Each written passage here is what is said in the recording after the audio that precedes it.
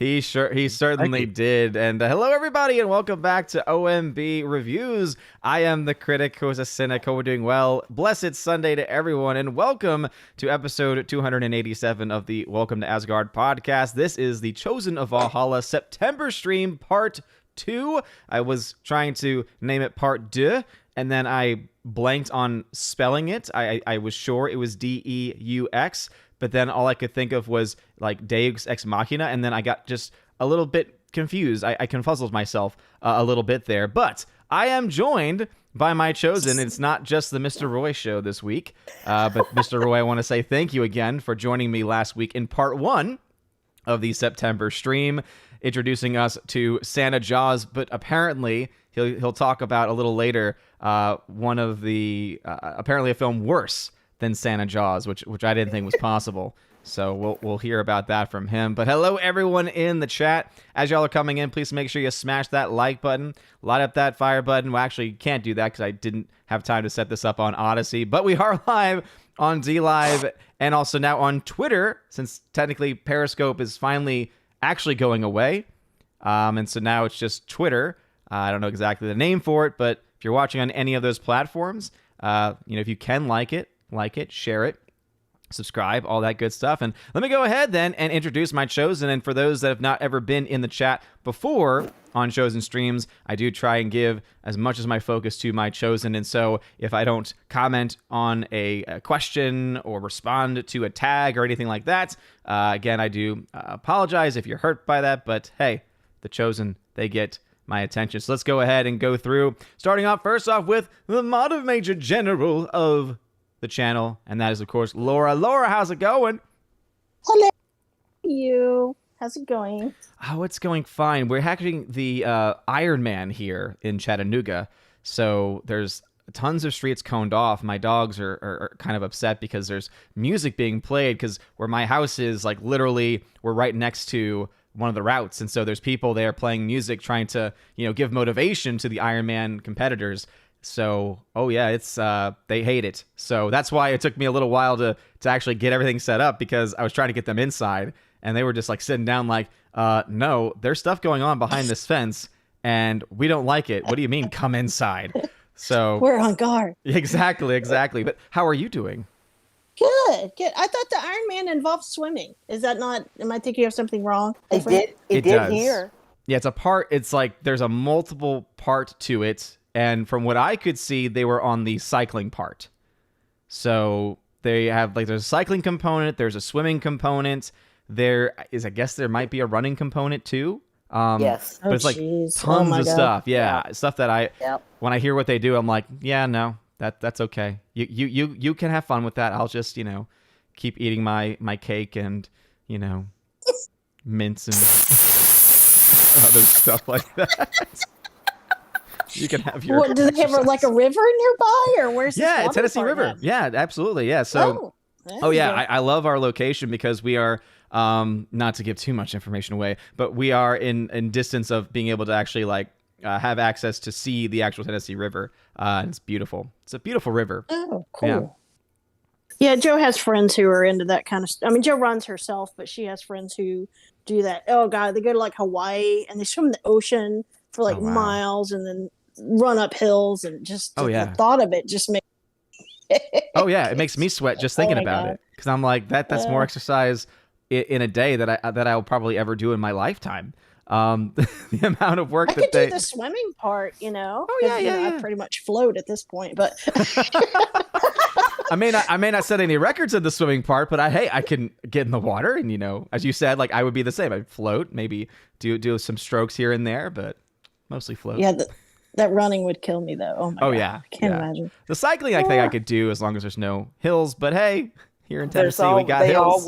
They always make sure they put hills in there. Yeah, I think they only have locations that have hills is the thing. Yeah, I mean, I do admire people who are so healthy that they can do stuff like that. But yeah, absolutely. Full respect to anyone that's running the Ironman right now, by the way. As someone had confirmed that it's swimming, cycling, and then running. So those are the three things. It's like a triathlon basically. And it's again, kudos to them. And it's good that they're here in the Tennessee River, because it's just, for a river, it's actually a pretty good one.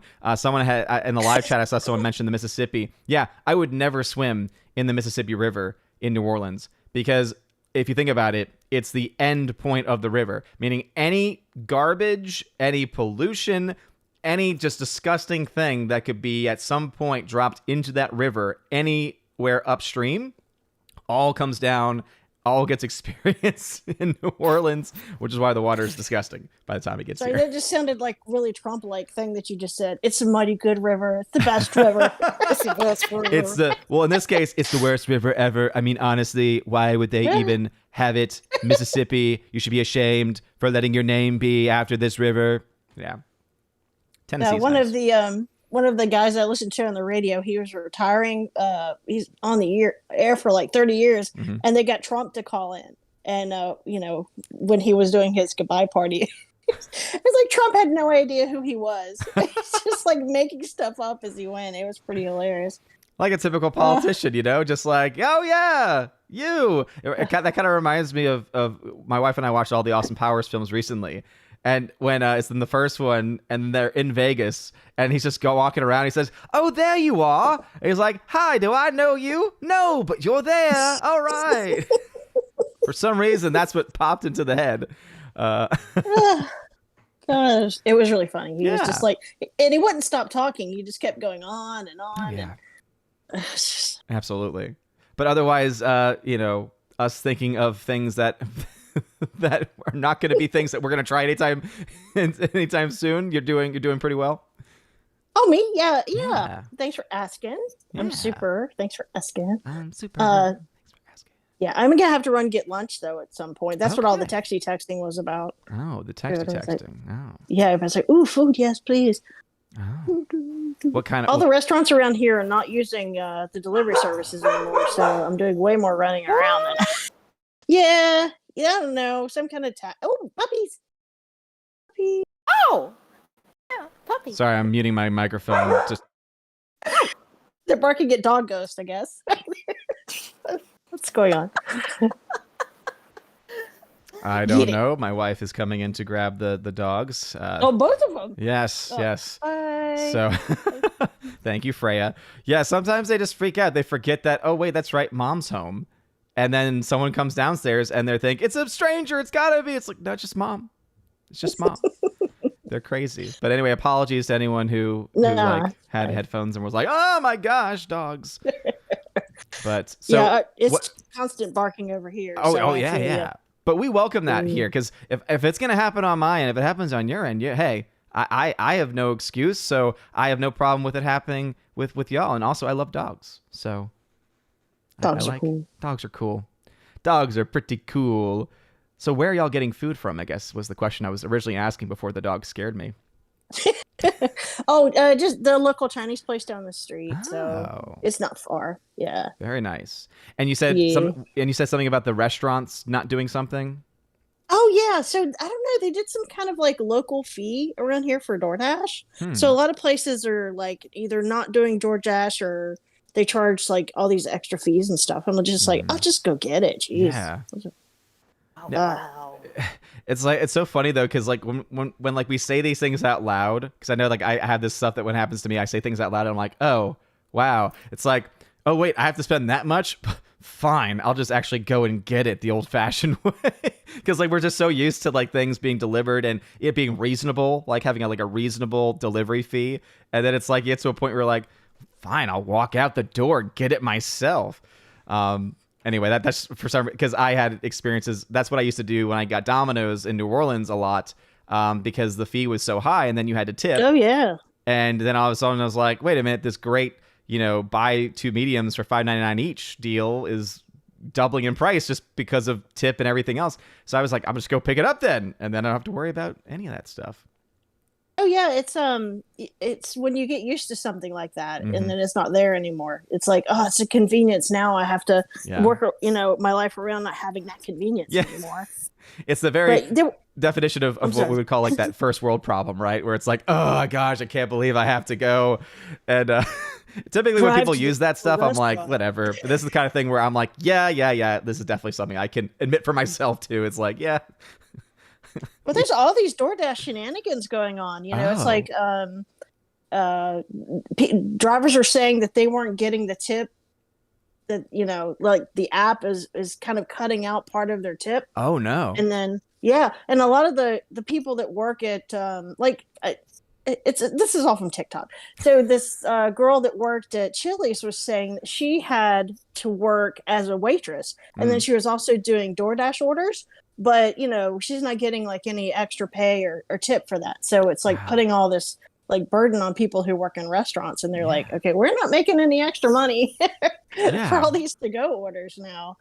Wow. Okay. Yeah. I mean, I guess competition gotta find a way to compete, I guess.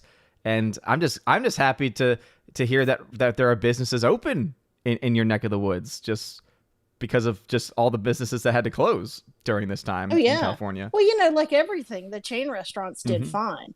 It was the little mom and pop places that just couldn't adjust. You know. So you getting from one of the chains or from a local place that survived? We try to do as much local stuff as we can. Yeah. All these little restaurants, but some of them, I'd say 8 of our little local restaurants didn't make it. So it just sucks. So bad. Like, do you think that would be like 8 out of like 10 total, or 8 like basically like a huge percentage of the small ones that were near you? Oh yeah. Wow. We have about 12 little restaurants that we go to around here, and most of them didn't make it. One lady actually transferred into a food truck. Wow. Okay. So that actually worked out better for her, because she's like, this is just way easier for me just to handle this little food truck probably on my own. I could see, because that's something too, like, think about, but because you're not paying for building space. So Lord imagines, I can only imagine the amount it costs just to have a building, like just to pay for rent on a building. So if you have just your own space, and I guess there must be some tax or something, because you can't sell food anywhere without having to jump through hoops and everything. But I imagine that the amount spent on, or the amount not spent on things like taxes on an actual physical building and location, and being able to go wherever you really want to, I guess, to some extent, and then still be able to produce food. And I imagine she probably had some loyal customers that were going to go anywhere to help support. So yeah, it sounds like it could be a lot better for her. I hope others do that if they can. She switched over to she does private meals, private chef stuff, So it's just like, but not everybody can make that kind of adjustment. Yeah. If you've had a little mom and pop restaurant your whole life, and then all of a sudden, all these mandates and government dictates and stuff come down, it's like, okay, well, I don't have room for a patio, so what now? Yeah. It's been hard, because I'm, over the years you get really, close and personable with these people, and they know you when you come in, and then you see their kids start to work in the restaurant, and then all of a sudden they're just not there anymore. It's been pretty difficult to watch it happen. Just know there's, it's like, there's nothing I can do but vote, Yeah. Really, it's like, it's either you vote and try and get others to, and try and explain the situation and hope others start to get it, or, as many other people have been doing, move. Like that's like really the only options. Vote to try and change the things that as they are, to be better, or to say screw it and move. But not everyone can do the moving part. So those that are left, I think it's like, that those are the ones that really need to step up to really, again, bring attention to the things going on, and try and sway things with their vote. Yeah, I mean, the problem here in California, you have so many people who work for state, city, local governments and stuff. They have tech jobs, so you don't have a lot of people who are impacted. Yeah. It's a lot of the hairdressers kind of went underground and were doing hair for their home, but a lot of people don't consider it's like the number of people affected by everything shutting down. It's like, you and your circle of friends, it may be nobody. Because you work in some silly tech job where you don't you don't have a lot of interaction with the working class kind of people, but it's put a huge hurt on a lot of the lower middle class people here. Yeah, that's why one of the things I'm always thankful for is there was a time in my life when I just really didn't have a lot of direction, didn't know what to do, and I ended up working for AMC Theaters for about 2.5-3 years. and the amount of people I met, and from all different economic backgrounds, because of course you have that large influx of teenagers working through high school, but then there were also adults who were working there too. And I remember it was when the Affordable Care Act, when Obamacare went through, and it actually screwed them over, because they actually beforehand were able to work as many hours as they wanted. So many of them were working like some 50, 60 hours a week. They were getting some, even though it was still minimum wage, or if they had been there for a while, they got raises over time, but it was still enough to where they could support their families and also have a little bit of extra left over. The amount of people, though, who were in that situation, who then after Obamacare, where they couldn't, because businesses were like, okay, we're going to cut you off at this hourly, mark, and you can't work anything else. All of them had to get second jobs in order to do what they were doing before. And it's just, again, people don't think about the effects, right, of the decisions made, because as we all know, the road, one of the expressions, right, the road to hell is paved with good intentions. The road to, there's a lot of good intentioned people out there who just don't think about those secondary effects that a lot of this stuff can have. Yeah, that's where I get stuck a lot, because it's like I never really agree with either side in an argument, and I'll be like, yeah, I'll say something like, oh, I don't think that healthcare should be tied to your employment. It frees people up to change jobs or move, or if you have some other type of way of getting people health insurance, and people just automatically, start throwing the names at me. It's like, okay, well, I just don't agree with that particular. I'm not in the other camp. I just, on that particular issue, I think that way. And, it's, hey, that's what being a independently thinking person's all about, Like, so I always love when people try to label me or anyone else or, near me. It's like, oh, you have no idea what I actually think on a wide variety of things. It's just amazing when people try and like paint you into a corner, as it were. Well, I think the other problem we have here, and it may not be just California, but people that I see, it's like a lot of people have never worked like a waitress job, or, they kind of like went to college and got a nice, good job and moved on up the social ladder. But it's like a lot of these people have never struggled. They've never like wondered like where their health insurance is going to come from. Then they're voting and making policy. It's like, yeah, exactly. So yeah, all we can really do is try and get the word out, talk to people, have conversations, which, interestingly enough, is the one thing that is really being stopped by a lot of the kind of makes you wonder. It's like, oh, wait, all of these things are keeping us from being next to people that we're either friends with or love, or meeting new people, and it means that we can't have those conversations. Huh. Interesting. Oh, that's a really good point. Yeah. I mean, if you think about, we're all stuck in our little houses. It's like, everybody else might be ticked off and we just don't know, because we're not. And so what do those people who get angry do when they can't actually talk to people? They have an outlet, and it's called social media. And that's why you're seeing, right, there's so much, extremism on all sides when it comes to social media, because when you keep people cooped up for a while, that's their outlet. And then when you get people used to it, the chances of them, when things open up, going back to their normal way of sharing information might not be there anymore. Because they've been trained. Are you well, you're in a school, so you don't have the typical office setting, because they're talking about us not going back till next September. Wow. So I mean you're back in the class and teaching and everything. We've been back all year, and it's been and really private schools across the country have really, I want to say, I saw a statistic recently where it's like 90 to 95% of private Christian institutions usually were like opened up back in classroom, whereas it had only been about like 60% for public schools or something. So it's definitely like the trends very much more. The private schools are much more likely to open things up more quickly than the public. From what you think the public schools would have looked at that and said, "Hey, look, you can do it." Yeah. I don't know what the holdup is. Then that's weird. Probably the fact that we can't have unions, whereas they can, and so unions control a lot. Oh, true. True. Yeah. I don't know what everybody's so scared of. I mean, if anybody, I should be scared of. Joe works in the emergency room, and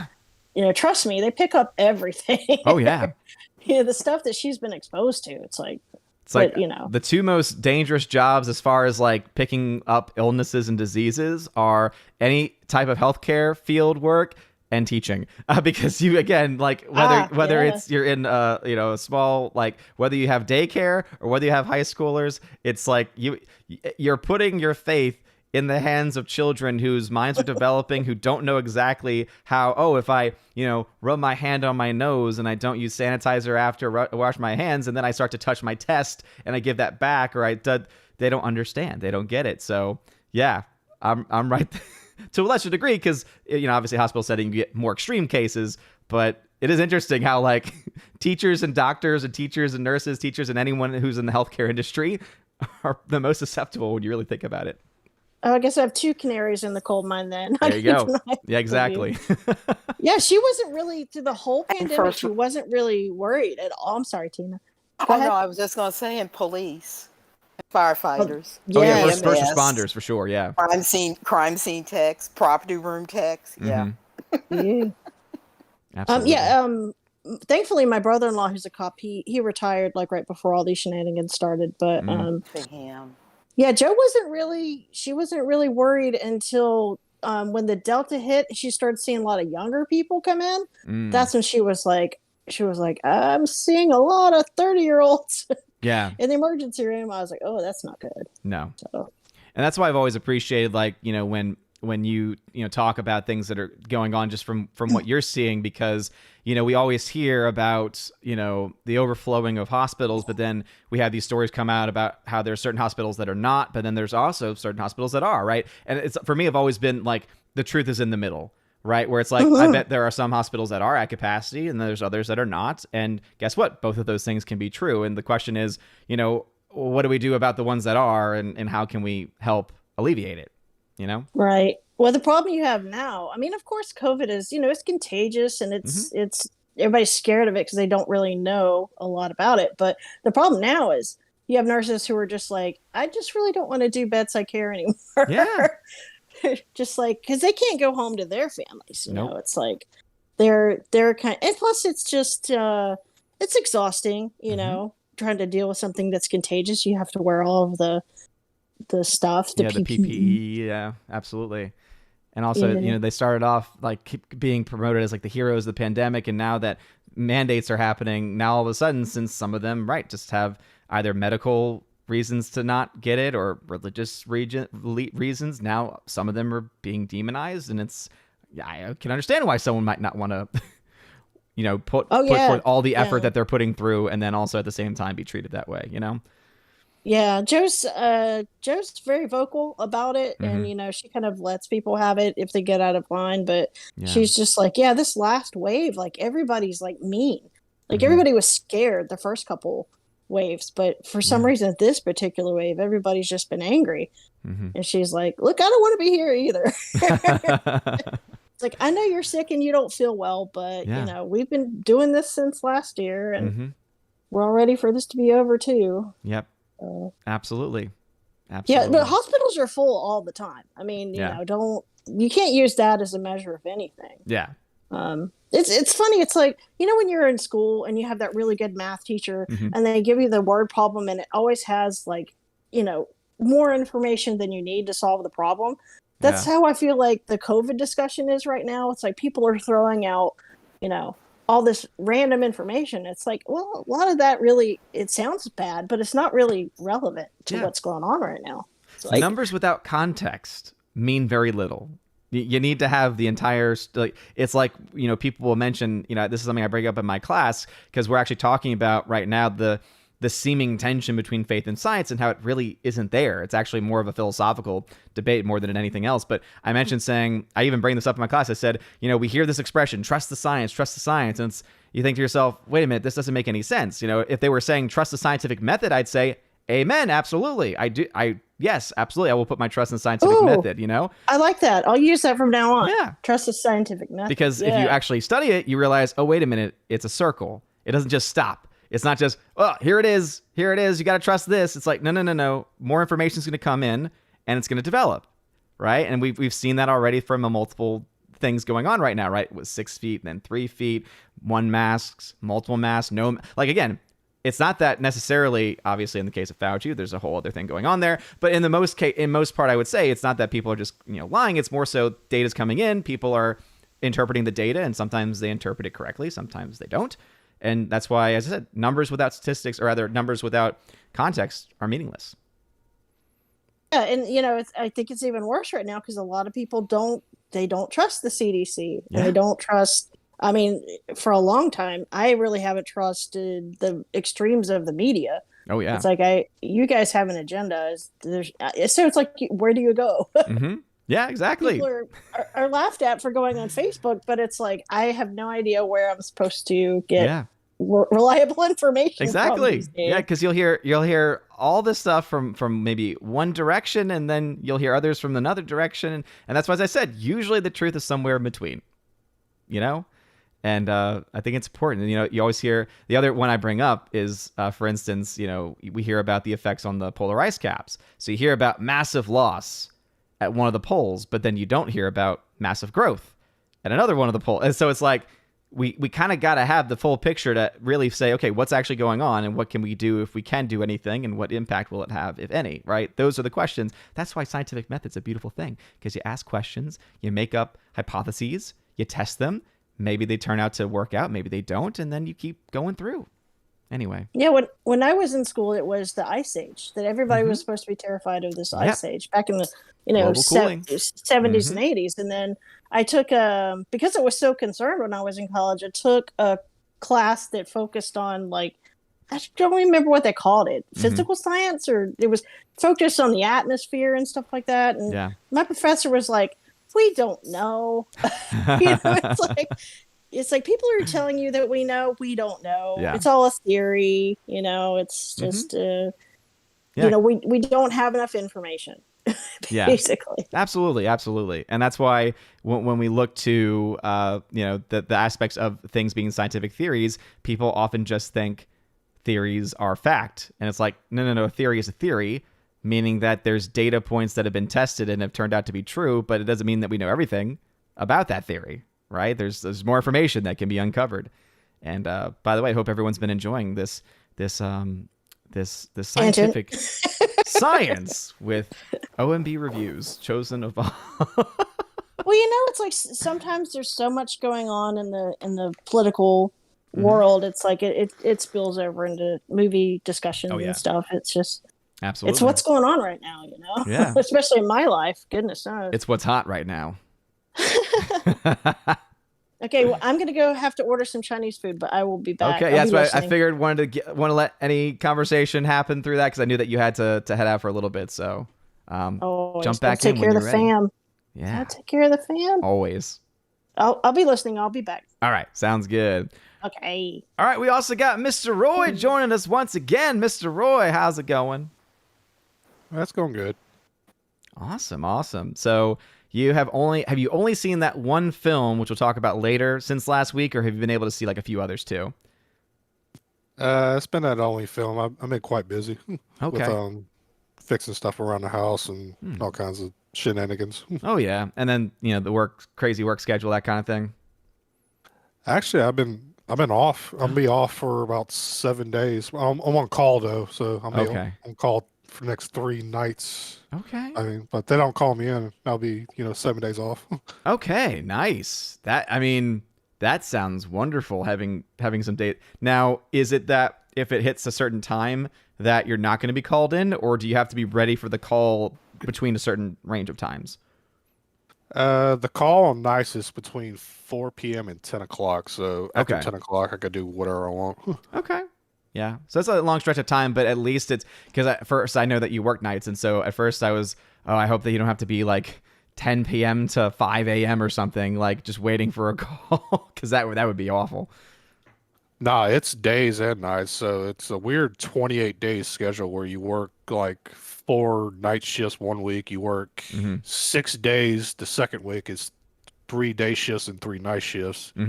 The third week you work 4 day shifts, and then the fourth week you're off for 7 days. Yeah. It's a strange schedule. I've started to get used to it. Yeah, absolutely. Well, thank you for joining me once again after joining me single last week. Appreciate you having me on. Absolutely. And of course, we also have the Empress of the Universe, Tina, and I think because I saw you talking with Steph, I think Steph's in for the next 30 minutes. I think because she's in Central. Maybe 15. I think she's already at the studio and she's just listening. I Okay. think. Well, I know that you have some stuff to say, so I'll let you have the floor. Yeah. Well, first, hello everybody, and second, okay, I'm gonna get choked up.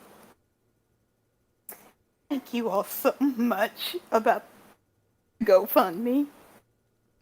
Thanks for your prayers and your thoughts.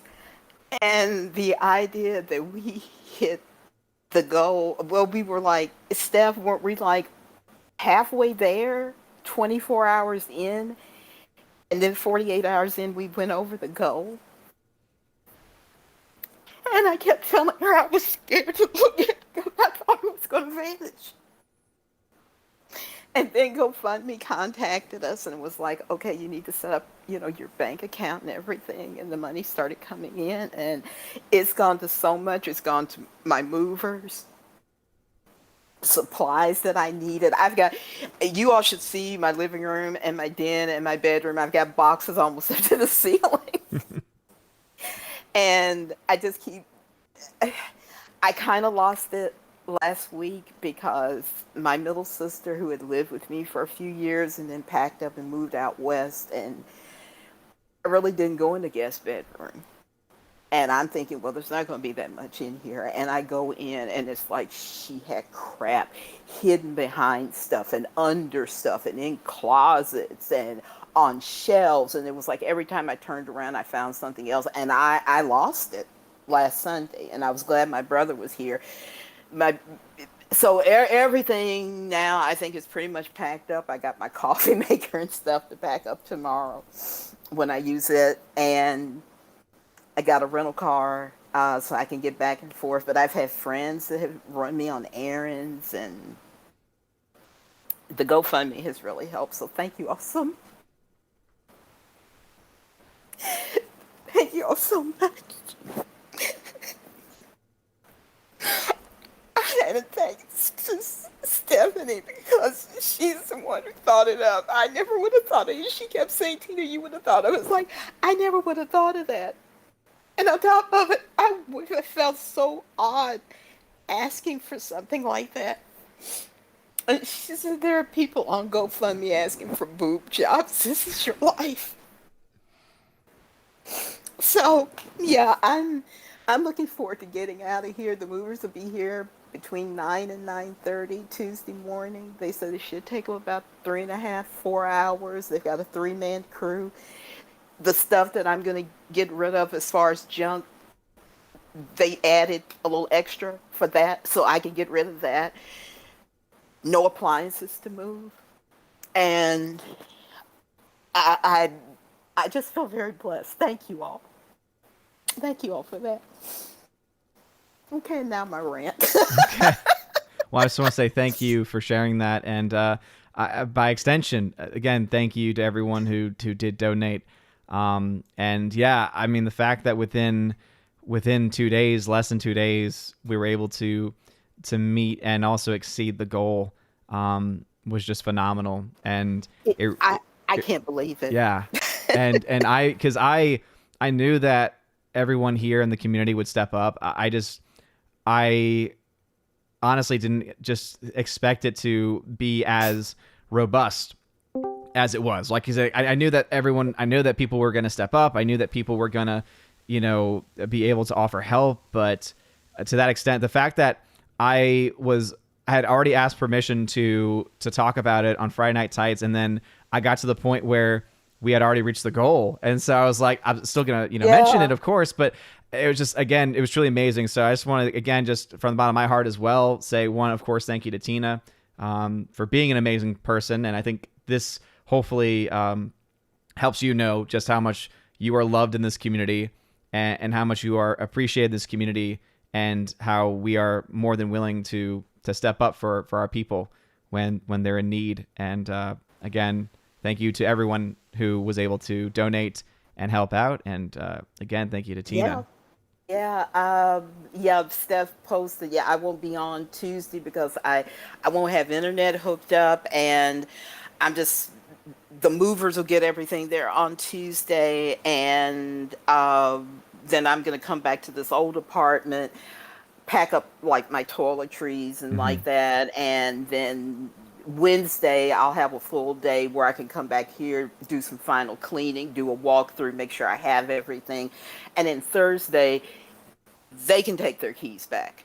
Yeah. I'm gonna put those keys down and my gym card and everything and tell them goodbye. Yeah. So yeah, happy birthday, or early happy birthday, Odin. I know that's Tuesday. Thank you. And Steph's gonna try to get my rant, get part of my rant in, but this has been an interesting week or two. I think the Marcia Lucas thing, even though for me Star Wars is dead, have her come out. I don't know. People were like, well, why didn't she speak out a few years ago? And it's like, we don't know what kind of an NDA George had her under, or Disney had her under, because remember, they've been divorced since late 70s, early 80s for, I've heard some titillating rumors as to what happened. But, and people have rumored for years the reason why he keeps reworking the original movies is like to strip everything that she did out of it, or maybe to cut out her rights in that. So I was glad she came out. I was so happy that she called out Horseface and Big Nose. It was great. It made my day when I read that.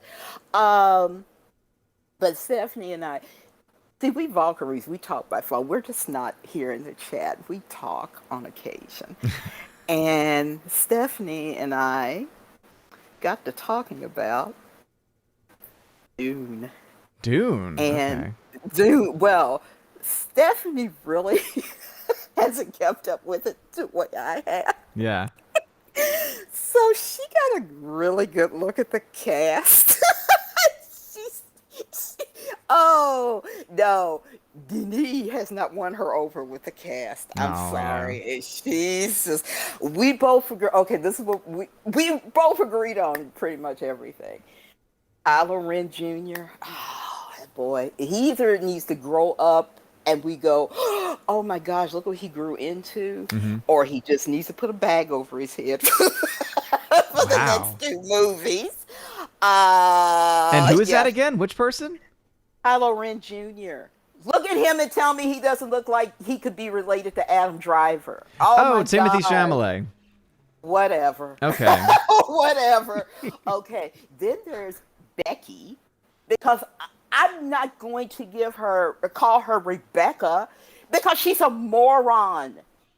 This woman, I read 19 pages of the book. It's misogynist. I put it aside. How can anybody read that book? I'm so glad we have screenwriters who are more up to date where they can update this garbage. Is that Rebecca Ferguson who said that? Yeah, Becky.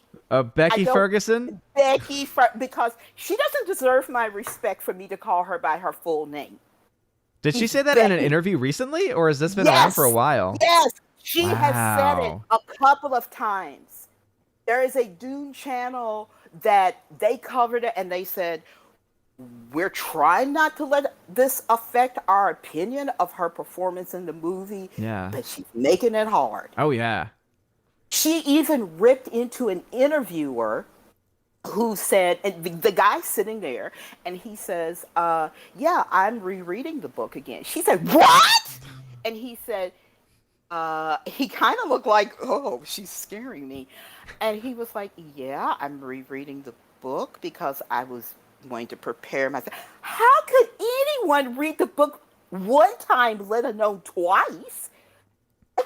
I got 19 pages in and I was like, this is just misogynist. Oh, and I couldn't read. I had to go to Oscar and Denise and ask them and tell them, explain this to me like I'm a child. Did you just call the best director currently working Denise? Whatever. Denis. I will not let that stand, Tina. I will not. Villeneuve. His name is Denis. Come on. But yeah, she had to go to Oscar Isaac. Okay. And the director and tell them, explain this to me like I'm a child. That's the way she put it in this interview. And the interviewer's sitting there like, I don't know what I've gotten myself into.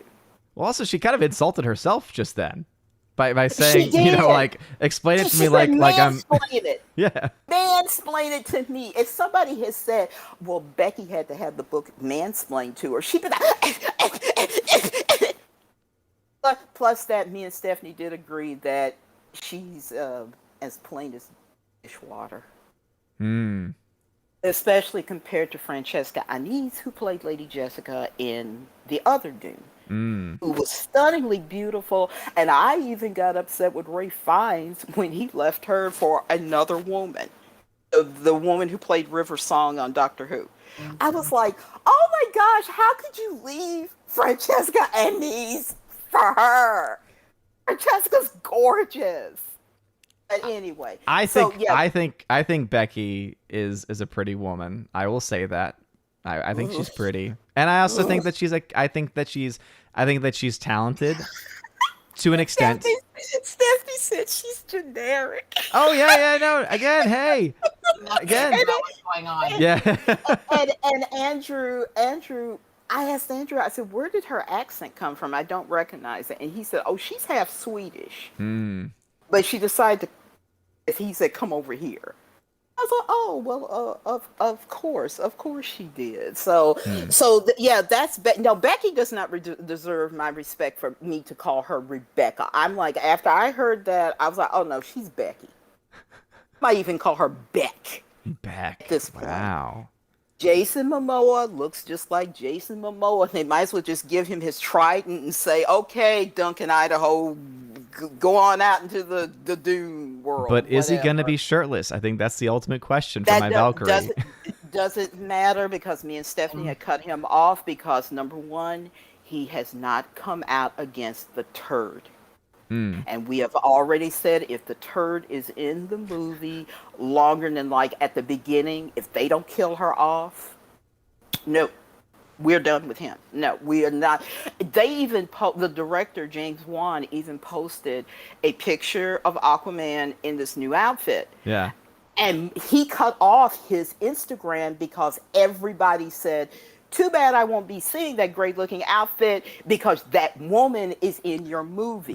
Get rid of her, I'll go see the movie." And that's the way me and Stephanie stand with that. Oh, he's been saying. But Jason Momoa looks like he looks like Rosetta. There's no way. Yeah, there's no way that they're gonna say anything. They're not gonna apologize. No, they're not, because the producer, I think, of Suicide Squad has already said that he has already said that they are not listening to fan feedback. It's like, fine, your movie's not going to make $1 billion. So, that's it. But anyway, no, Jason Momoa, he looks like talking to that, actually. I was talking, if you see half of the stuff he's been saying publicly, he's been going more and more down the everyone's to blame but me leftist stuff lately. But yeah, Jason, he looks like Jason Momoa, and I don't think we talked about Thanos, Stephanie. I think he's playing Gurney. Neither one of us like Batista because of his support for... he's just an all-round tool. It's not even like it's a support for one single thing. Right. He's just an all-round tool. Neither one of us like him. I don't even think we talked about whichever Skarsgård is playing the Baron. And who else did we... Oh, Oscar Isaac. Well, he's iffy. I don't know. I think Jürgen Prochnow, who played Duke Leto in the other movie, I think he was much better because he has a nobility to him. And if you've never seen Das Boot, yes, it is told from the German side of World War II. And yeah, I did cheer when the British blew up the German subs at the end, because I don't support the bad guys. But his performance is so good. And you do look at Das Boot and you're like, yeah, these are just Germans that are serving their country. It's just unfortunate what their country is. Mm. But there are more Germans than they are Nazis. Okay. In that movie. But anyway, yeah, so that was what me and Steph had to say about Dune. So yeah, Steph's not impressed, and she's definitely not impressed. I wish Laura was here. She's definitely not impressed that Fade's not in it, and we don't even know when Fade is going to show up. Oh, and almost forgot, Steph. Zendaya. That girl needs to be working at Mickey D's somewhere. Damn. It's just her nose is always up in the air. It's like, what are you smelling? This under your nose. Clean under your nose. So why is your nose always in the air? Ugh. And here I am. I don't mind Zendaya. Or whatever her name. What is it? Zendaya? She was in the greatest. Zendaya? She was in The Greatest Showman, and I thought she did a great job. Yeah, I saw that on a flight. It was just like, oh, this will give me a chance to see it. The music was good. That's why I liked it a lot. I fell asleep halfway. Oh yeah, it's definitely not. I know it's definitely not a movie for everyone, for sure. But when I compare that to the music that they did for La La Land, because it's the same writers, The Greatest Showman's music is so much better. Oh yeah, I mean, I was enjoying it. I think I was just tired. Yeah. And I've dozed off, and I was like, oh, well, one day maybe I'll get to look at it again. Yeah. I think my brother has it in our Vudu account. I just haven't. Yeah. So I just haven't had time. Oh, Stephanie says she's a Disney actress. It's like, that means she's probably very, very, very, very troubled, because we know those Disney actresses. It's almost. I think that it almost makes us have to feel bad for them, because typically I agree. They get put through so many things, and there's a reason why it's very hard for childhood actors, let alone Disney childhood actors, to grow up to live normal lives for a wide range of reasons and issues. Yeah. Well, Stephanie's heading out, so that was just my little rant intro that I wanted her to hear. But like I said, we Valkyries, we talk. We have our little chit chats behind the scene. Oh yeah. Well, Stephanie B, have a good class, since I see that you are heading out. So have a good class, Stephanie B. So I'll talk a little bit more later, but thank you all again for the support on the GoFundMe. I really do appreciate it. Absolutely. And thank you for joining us once again for one of our chosen weekends. Yes. All right. We also have Rosetta Arun, who has joined us as well. Rosetta, how is it going? And I thought, are you using a different microphone? Because it sounds. I got home now. It's Okay. So, I guess the long story short is I have been sick now for 5 weeks. No, that's and awful. I had to go to a neighboring city to get the stuff I needed, because it was completely out in the city here. So, Okay. when I was messaging you and you decided you're going to use the Discord, which just does not work with my little laptop and phone no matter what I do, and my husband's tried and they've never worked right with each other. Mm-hmm. And so you say Discord, and I'm down there next to the dam where I take the eagle photos way outside of town. It's like, Brad. Yeah. Well, I'm sorry about that, and I'm glad that you're here, though. I'm glad that you're able to still jump on. And other than that, though, so do y'all know what it is that's been causing it for 5 weeks? Are you getting better, on the mend, or how's it going? A little better bit by bit. It's a long story and stuff I'm not really sharing. So. Okay, gotcha. But you are on the mend. Yeah, I bet. Okay. I bet. Okay, gotcha. So you were taking some photographs, though, before coming on today? Stop and take a couple anytime I leave the house, even if it's just for an errand. So nice. Did you get any good shots? A few. Nice. I actually did create a merch store, but it's kind of on a site that allows adult art in their merch stuff. So. Okay, gotcha. now, would a direct link to your specific store have that show up right away, in the sides, or would it just show your stuff? Mine, and while a little of mine is a little risque, I have anything that's even lingerie or bikinis or stuff age restricted, just to be so it won't show up on people automatically. Okay, gotcha. If anyone would be interested though in that kind of, because obviously I want you to still be able to promote the things you're working on with that. So what would be the best way then for anyone to maybe find that to support you if they want to support you through that? In the link, one sec, I'm still a little discombobulated. Yeah, sure, absolutely, no problem. But I put that together because I'm using it to help fund the stuff. Doing the vintage pinups and all that stuff has cost a lot of money so far. So I just got that and then stuck it up over on my pin over on Twitter. And actually, I have had since I started it a week ago. So okay, I guess that's something, right? Yeah, that's awesome. So one sec, let me get to the chat here, and I'll throw the link over to you. Perfect, awesome. Well, while you're doing that, thank you again for being here. And I'll post that link in the live chat for anyone who wishes to check those out. Hello, everyone. I've been highlighting messages. So as you all know, right, the priority goes to the chosen on these streams, but I've been highlighting messages. So again, thank you everyone for being here. The physics channel with Kenny Lee, thank you for being here. Yeah.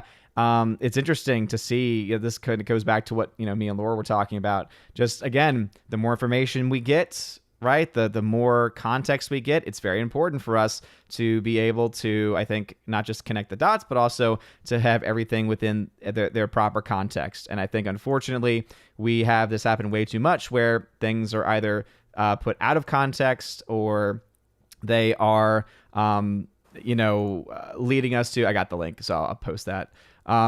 So either out of context or to the point where it just honestly makes us start to wonder about what, when someone is giving us information where it's like a half truth and they're doing it and it seems like they're doing it for a specific reason, it makes us hard to trust when they aren't telling us 100% of the truth. And I think that's kind of the big issue right now in our modern day political structures, especially, is that it's hard to trust any of these agencies when some of them, in certain instances at the very least, no matter how you feel about them, have definitely been, have fallen into some politicization for sure. But anyway, I am now posting the link. So it is for Rosetta Allen. So that is her Redbubble store. So if you want to support Rosetta Allen with some of her merch items, you can check out that link to give her some support. And when we do our shout outs of things that we've been watching, working on over the last month or so, I'll of course try and get an update on the Eagle book and anything else that you have been in the process of working on. But anything else as far as introduction goes that you want to say? General right now is just trying to really get people to focus on help each other, interact with each other, support each other. I've seen so much stuff happening to so many of the people in our community this last month and a half that it's overwhelming for these people if we don't have each other's backs. So pay attention to what people are saying, posting, how they're acting, and if they're okay, and be there for them. Yeah, absolutely. Because sometimes people will come to you and will say right out, what's going on. Sometimes they won't. And sometimes you kind of got to read between the lines and try and read the signs a bit. And absolutely push them, but be there for them so that they know that they're not alone. Absolutely. And that's actually why, I know that I've talked about it a couple times in my recent box office videos, because it just came out this weekend. It's a movie that I wish was getting more love, that I wish I think had better development, because even as someone who's a fan of theater, even I'm like kind of blown away by how little promotion they really did for the movie, where when the trailer came out, didn't even know the film was being made. But this film that just came out, Dear Evan Hansen, it's a musical, which is already a hard sell, I feel, in our modern times. But it kind of goes very much into that. One of the songs in there is all about, you are not alone. It's kind of like the theme of the song. And one of the lyrics is, even when the dark comes crashing through, when you need someone to carry you, if you open up and look around, you will be found. And I think it's just, there's so many other powerful lyrics in that song and in a couple other songs in the show. And I hope that more people go to see it in our modern world, because I think a lot of people need to know. And sometimes the only way that you can reach people is through music and through musicals and through these things, which is why I've always been such a fan of theater. So I'm hoping that I can help people reach out. Music is inspiring. It takes people through things. I have not had a point in my life with all the crazy stuff that keeps happening to me that I couldn't find a song that would help me express what I was going through better than anything else. And that's one of the things I think is so powerful for a lot of people. We also all have to just always give mad shout outs to Drunk. He just got back again from another trip out helping kids down in Mexico. So yeah, if you can support him and send him money, most of what he gets off his stuff that people send him, he uses to help kids in need all over the world. So yeah. And, you can even just do it if for any reason you're still using, because obviously I do, if you're still using programs or rather sites like Patreon, he has a Patreon, and just to sign up for one of the lower levels, just to, know that you have his back and that you'll, give him some support. I think that he is, especially as far as our community goes, he is, I think, the most hands-on person in our community as far as going out to help others and to put others before himself, by the fact that he literally will go to these countries, will offer this help, will deal with crazy like border nonsense, trying to get back into the country, like so many things that he had to deal with just for this one trip. So I again, huge shout out to Drunk 3PO. He has an amazing heart. He's Absolutely. One of those, I'm glad that I've met him. I'm glad I've talked to him. I'm glad I've been supporting him as long as I have, because there's not a time when I talk to him where it's not he's excited about something he wants to do for somebody, or he's excited and sharing pictures of things with his friends and his supporters of stuff he's doing with kids in need or stuff like that. And he's not focused on all this petty stuff. When you talk to him off of these streams and other stuff, it's always about kids in need and trying to make people happy and trying to uplift people and stuff like that. And we need more people like that. Yep. Absolutely. And that's why I, there's been times in the last few years where, random people have like either tried to go after him or something like that. And it's like, it's amazing because he's, I think I don't throw the term untouchable around, but I feel like if there's anyone that most people could agree is untouchable in almost every community, because, when you think about the communities, we think about communities like Fandom Menace, like, you could even talk about groups like War Campaign, Comicsgate, what is now, we have now dubbed ourselves, right, the Fellowship, like any of these groups, Fandom Menace, all of this stuff. The one, I think, commonality, the one, like, thing that everyone, I think, has love or support for is Drunk 3PO. Like, he is just someone where he transcends any division, he transcends any issues, because because of how amazing of a person he is. He's a truly kind heart. And yeah. Even in some of the more snarky or more sarcastic people in the community, look, I tease the Brits like all get out, but Will and Richard have been there for me. So has Hunky in so many ways. And we can all joke and laugh and make jokes at each other's expenses and stuff. And me and Fat Steven saying completely inappropriate things on each other's streams when we go to each other's channels. But we also help each other. Yeah. And that's the thing. Most of the people who just watch from an outside perspective don't get is people in all these communities, the people circling this section of fandom online, in all those little sub communities we talk about, including dealing with the Comicsgate and all them. We have each other's backs. If I post work, if I post things that I'm going through, it's in before the night's over. It's in promoters' lounges. It's in background chats. It's having people message me and check on me. It's wake up in the morning and turn my computer on, and within 5 minutes, my phone starts buzzing for messages all over multiple medias of people checking on me and asking what work I'm going to be doing and stuff. Yeah. It's that thing, that this interconnection we have with each other that most of these people don't understand unless they're in it. Yeah. And Drunk is one of them that helps bring everyone together and feed that joy, that make everyone happy, make everyone help each other, comes a lot from him. Yeah, absolutely. So shout out to Drunk 3PO. as Alex I saw said in the live chat, he is literally beyond even excommunicado, and it's true. If anyone was beyond it, it would be him. Just because of, again, all the amazing stuff that he does. Got an excommunicado in a few months. I'm slacking. I know, right? So, are you saying that you're overdue for one? Yeah, I kind of am. All right, well, we'll see. We'll see what happens. We'll see if you do anything that merits another excommunicado. But anyway, thank you for being here as always.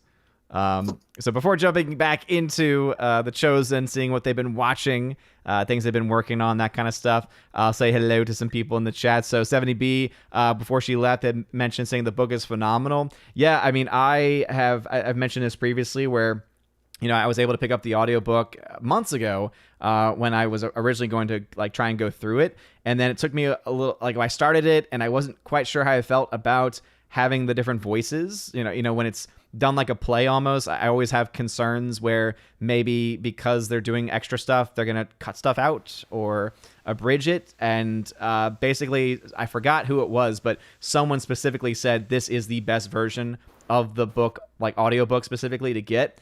And once I heard that, I was like, okay, then it means that there's no way that they're going to really leave anything out. And so I've not listened to nearly as much as I probably could, but I can say that at this point I am, let's see, 20, 40, I'm about an hour plus into the book based on this, and I'm enjoying it. Well, you made it further than Becky. Exactly. That's why when you mentioned it, I was like, I gotta see how far I got in. I'm like, okay, I'm over an hour into this thing, and the fact that she at any point thought of some type of weird or what was the word she used?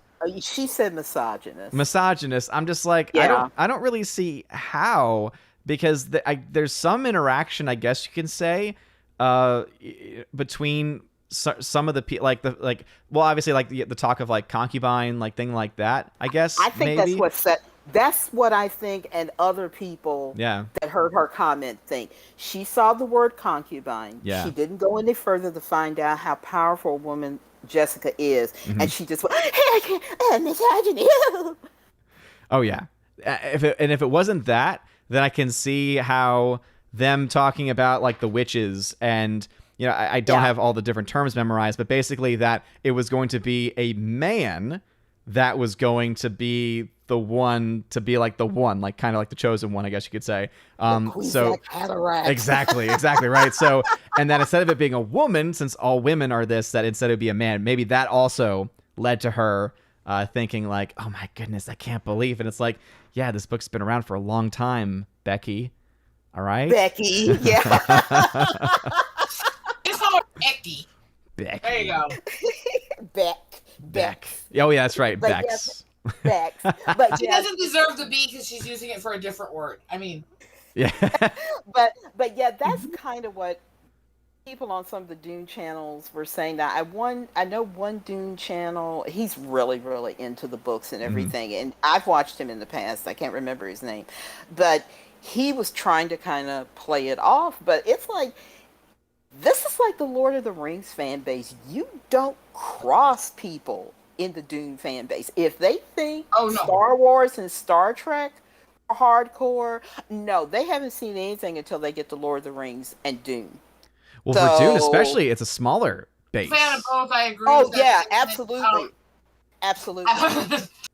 we are hardcore when it comes to that stuff, because it goes to the reason why a lot of people are really into mythology and fantasy-based stuff. The fan bases tend to tie a lot of our personal experience, our love of history and human psychology, and our religion into the things we're into in fantasy.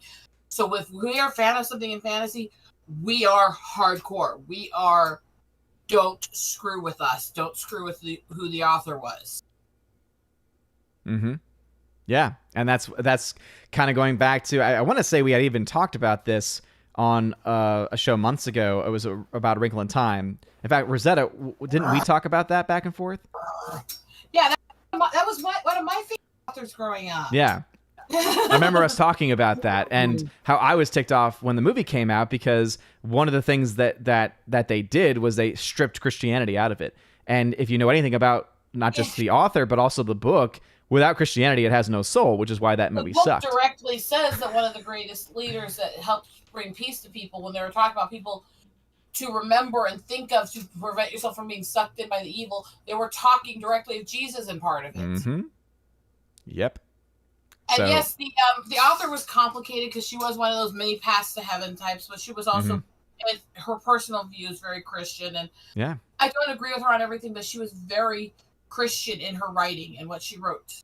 Yeah. And again, Swiftly Tilting Planet was my favorite book as a kid. It's still in the top. The Time Quintetlet that she wrote, which Wrinkle in Time started, is still one of my favorite book series. It goes into even having a book where literally the main character from Wrinkle in Time, her twin brothers get trapped in their father's science experiment and transported back to the time of Noah and have to help build the ark. And so there's, it's not subtle. Yeah. That she was putting Christianity and religion in her books. Yeah. And it's very anti-communist. So having freaking Oprah involved in it, oh my God. I know. And not even just Oprah, but I mean, the director as well. I mean, it's just, they were not, they clearly did not actually think that they would get a franchise from this, because if they did, they would not have made those decisions. No way to do any of the other stories with what they did. Nope. And that's why there hasn't been any announcements and why there won't be another one. The thing is, it wasn't even those 5 books just either. There was an entire series, and I do mean a lot of books, series of books that were about Megan Calvin's kids getting into fantasy adventures and stuff that were written for preteen kids. Yeah. So it was a very big storyline, and it was created all about getting children into science and religion and sharing the viewpoints of free and just societies. And so it's very important what they were written for. It's very important what they were and who she was. And yeah, again, fantasy. You don't screw with us if we're a fantasy fan base. Just don't. Nope. And that's also why, in a lot of ways, the Star Wars fan base got so hardcore with stuff, is because he was taking sci-fi and putting a lot of fantasy, a lot of spiritualism, and a lot of old religions into it. And so a lot of the people who got into it have a lot of that same passion. They have a lot of that same, I'm seeing my spirituality, things that I love, things that I value, historical battles that I think are important for humanity in what I'm watching. Don't screw with it. Yeah, absolutely. Forever Sci-Fi had a comment about Jason Momoa saying he's had the same character since Stargate Atlantis. So that's a little comment there from him. Yeah. Joey Horn. I never saw Stargate. Yeah. I love Stargate. Yeah. So Joey Horn says, I like William Hurt as the Duke in the sci-fi miniseries. Yeah, I keep hearing a lot of positive things about the miniseries of Dune, which I had not dove into yet. But I think what I'll probably do is try and do the best that I can to finish this audiobook before the movie comes out and let that be my foundation instead of having another... because again, right now the audiobook, an hour into it, has already been so much better than what I've gotten from the original Dune movie. I just, being honest, it's already like, oh, I actually enjoy this. This is actually treading on dangerous ground here. I wish Stephanie was here. I know. Okay, I'm good. Oh my goodness! And yet, I have all the copies of Dune. Oh, I need bid every single cookie I have for that. Wait. Odin, where were you saying you live again? I could easily come visit and give you some stuff for that. Let's make a trade. Oh, no. But to be fair, though, despite my thoughts about Dune specifically, when I do eventually give this away, it's actually a really good collector set because, like, for anyone that is like an actual fan, it has like all these like booklets. So it like breaks down the characters, goes into a lot of detail about the production with stills and images. Oh, it has. You feel very excruciatingly excited in your stream. Yeah, I want that. And then also it's you got also it says Dune terminology. So that like it will break down all the different like terms that are being used here. So man, there's a lot of terms. And then I always kind of behind the scenes fancy stuff. Yeah. I have it with Princess Bride. I have the 30th anniversary book that's gold bound with all the behind the scenes. Yeah. People love this, and everything. And that's why I like Arrow, because they do good transfers, but then they also do all this extra stuff too. So like it also has like all the stuff about how they restored it too. And this is my favorite page right here, to be honest, is because it just breaks down all of the different things that it was able, like all the ways that they were able to like break it down, the actual communities that were involved with it too. And then it also comes with, in these like special edition cases, it also comes actually with, I know that some people are into these types of things, but it even comes with like a poster. So you get like a poster of the actual like new disc art. And then I want to say, and I'm assuming this is the case, on the other side, this is probably like the original artwork for the movie. So anyway. Yes, very, very nice to you, who likes you very much. Gimme. This will be a giveaway, and it will be done fairly, and it'll be at random. So here's my new address. No, the second poster that you showed on the reverse side, I think that was the first poster they came out with, because it's one YouTuber that does like 10 or 12 things you didn't know about the making of a movie, and he said that one came out, and I don't think anyone was like, I don't know where we're going with it. And so then the next one that came out, you actually see some of the characters. Yeah. And then that way people are like, oh, okay. Yeah, absolutely. So it's nice that there are, I know that, you know, when it comes to my own thoughts, people don't always agree. So, hey, there's tons of, there's tons of films that everyone will have different opinions on, and so this is just one of them. And again, I appreciate MVD Visual working with Arrow Video, sending me both copies, and so yeah, definitely be able to get the DVD copy available for a giveaway. And it has I believe it has the same stuff in there. Yeah, because I haven't opened that one yet, and I see the poster and I see a booklet. So yep. Yeah, that's the one, Andre and Tom, but they're fans of the Lynch movie. Both of them were very impressed with that restoration. Yeah. Well, Arrow Video, no matter what the film is, because it's Criterion level as far as transfers go. It's people that know what they're doing. They get the original filmmakers involved. They get them to give their like mark of approval. So you know that you're getting like the best version of the movie. And also, it just like with Criterion, they give you all those extra bits that are not available on any other copy. So and actually, I would say Arrow is the reason why Criterion is now moving into the realm of 4K, because Arrow was the first of these like more boutique companies to finally, like, I think Dune might actually even be, if not the first, one of the first films that they officially put out on 4K. And it was because of that announcement that led to Criterion. They had already, they claimed that they were in the works for a while, but I think that's kind of what pushed them off the edge with it. Cool. That's great. And I think that might be the addition there. It might be that fan edit that guy spent like 10 years reworking the original movie. I think that might be it, because there is no there's no director's cut, because Universal has begged Lynch to come back to do a director's cut. And as far as he's concerned, after the way they treated him, he's like, that movie doesn't even exist to me anymore.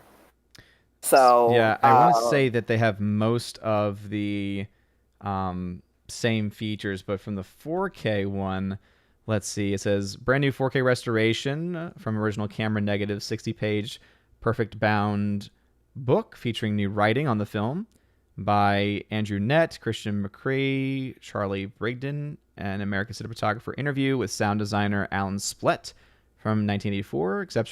Excerpts from an interview with the director from Chris Riley's book Lynch on Lynch, and a Dune terminology glossary from the original release. Then let's see, so the actual discs itself, original uncompressed stereo audio. So that's kind of going into like the stuff it has there. New audio commentary by film historian Paul M. Salmon. New audio commentary from Mike White. Impressions of Dune, a 2003 documentary on the making of the film, featuring interviews from Kyle McLachlan, producer Rafaela De Laurentiis, cinematographer Freddie Francis, and the editor. Designing Dune 2005 featurette featuring a look back at the production. Dune FX 2005 featurette. Dune models and miniatures, another featurette. Dune costumes. Destination Dune, a 1983 featurette originally produced and promote the film at convention and publicity events. So some original stuff there. And then on the bonus disc, Beyond Imagination, Merchandising Dune, a brand new featurette exploring the merchandise created to promote the film. That is interesting. Then there's one about the score of the film, interviews, archive interviews.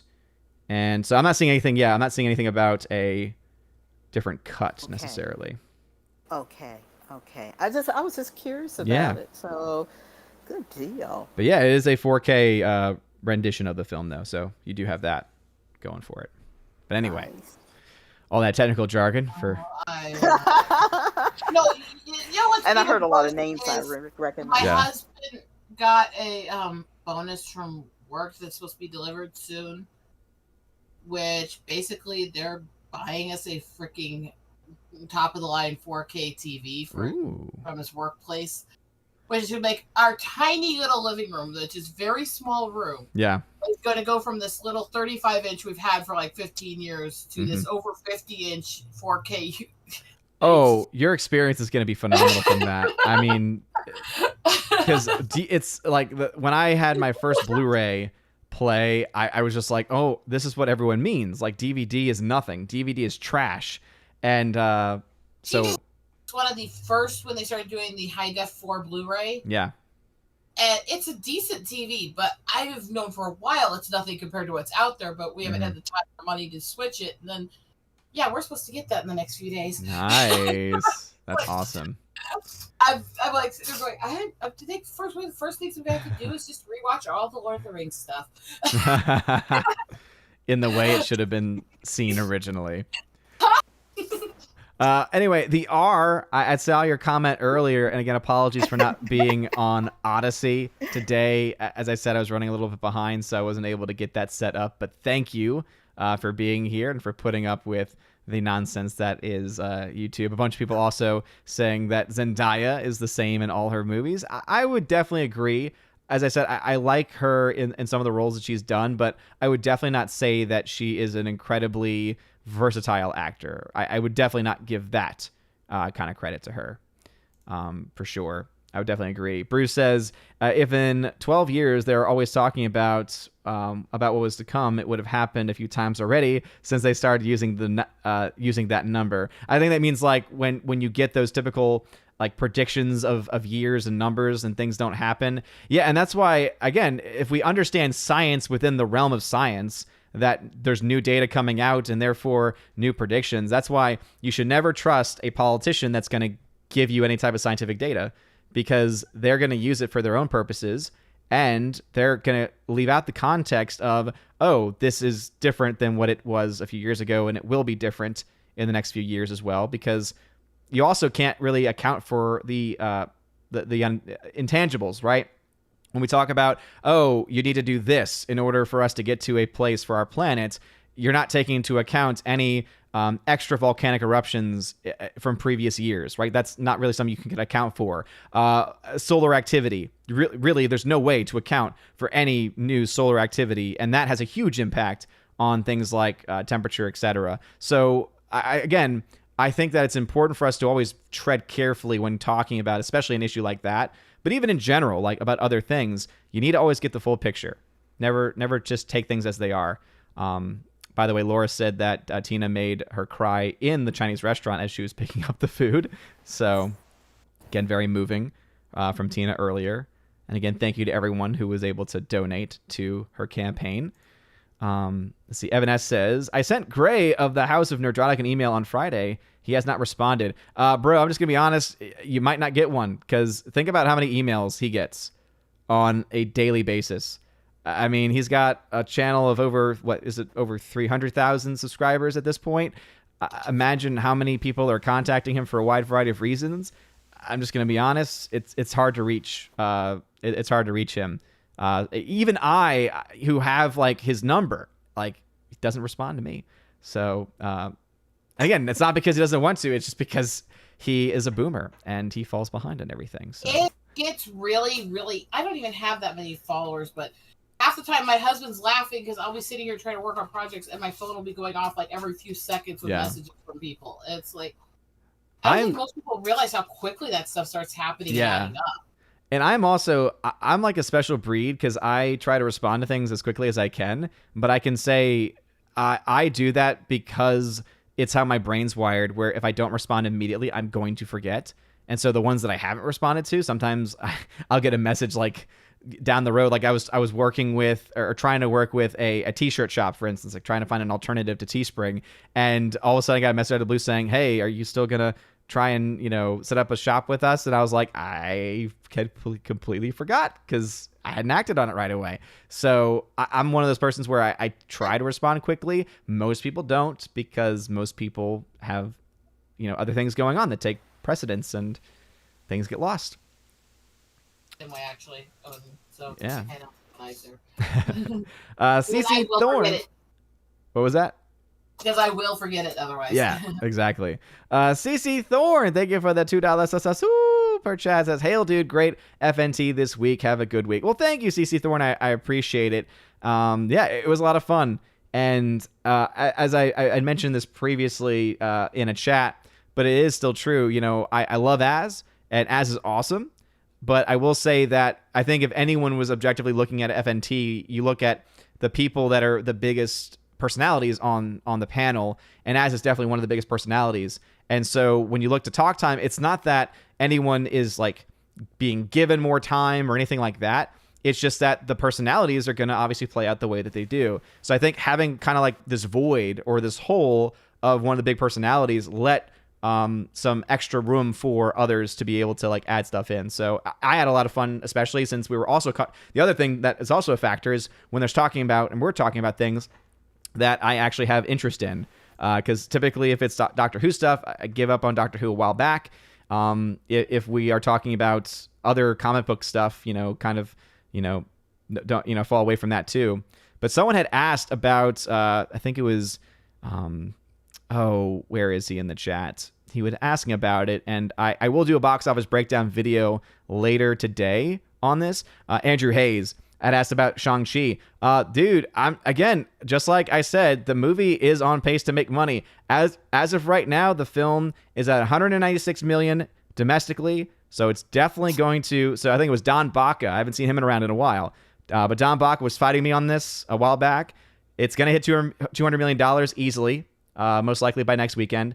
And then it is now only about maybe $12 million total away from its break-even number. So Shang-Chi's going to break even. It's going to make money. But I will put on that caveat of when we're talking about a Marvel film breaking even and making a little bit of profit, that is nothing to really be that excited about when you really think about it. I laugh that you talk about the personalities that are just naturally talk a lot and overpowering. So kind of like you dealing with me and Tina. How do you mean? Those personalities that talk a lot and have big personality. But I'm in the because as soon as I'm caught up here, we're going back to y'all, and then I let y'all dominate for your time. No. I was saying that you're talking about there being those personalities. Yeah. They talk a lot. They have a lot to say, and they're really energetic with it. Oh, okay. What happens with me and Tina here? So is that first part? Okay, yeah. So it was that first part. Yeah, absolutely. And that's why I let y'all have that time. And I will again just be catching up with everything here. Joey Horn says Dune audiobook is great. Yes, absolutely. CC Thorne again, thank you very much for that. Bryant Barth, yeah, man, I want it to be good. If you've not been watching consistently, I've said I love Denis Villeneuve. He has not made a bad movie yet, so I hope the trend continues. I just want good movies. It's not even just Dune. I just want good movies. So I'm hearing good enough things, and we'll see what happens. Kara Tharp is reading the Narnia books again, and then was going to read Dune after. That's a series I would love to read. Actually, I've never read all of the Narnia books. Are you kidding me? No, I've only ever.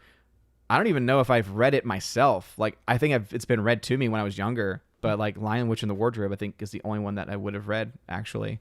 Okay, the best books in the series are not the main ones that everyone knows. Actually, if you really want to get into the ones that are really great, especially from the Christian perspective, you really need to read them in chronological order and focus on the first and last. Follow on Magician's Nephew, which deals a lot with creation and the beginning of time and God and original temptation and all that. Yeah. And then you need to go to the last battle and Revelation and the end of Narnia. Yeah. Because that's where the Christian stuff really is really intense. Yeah. And I think that the sets that they come out with now, they're in that order.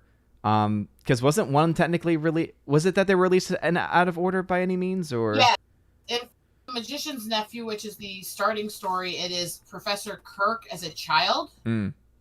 Actually was the second to last one he wrote. Okay. So, oh gosh, what does it say about me that I remember which order they came out in chronologically? Yeah, I think because my wife has a set that I think she's had for a while. I want to say that one's in there. If not, though, would totally be down for getting a newer set there.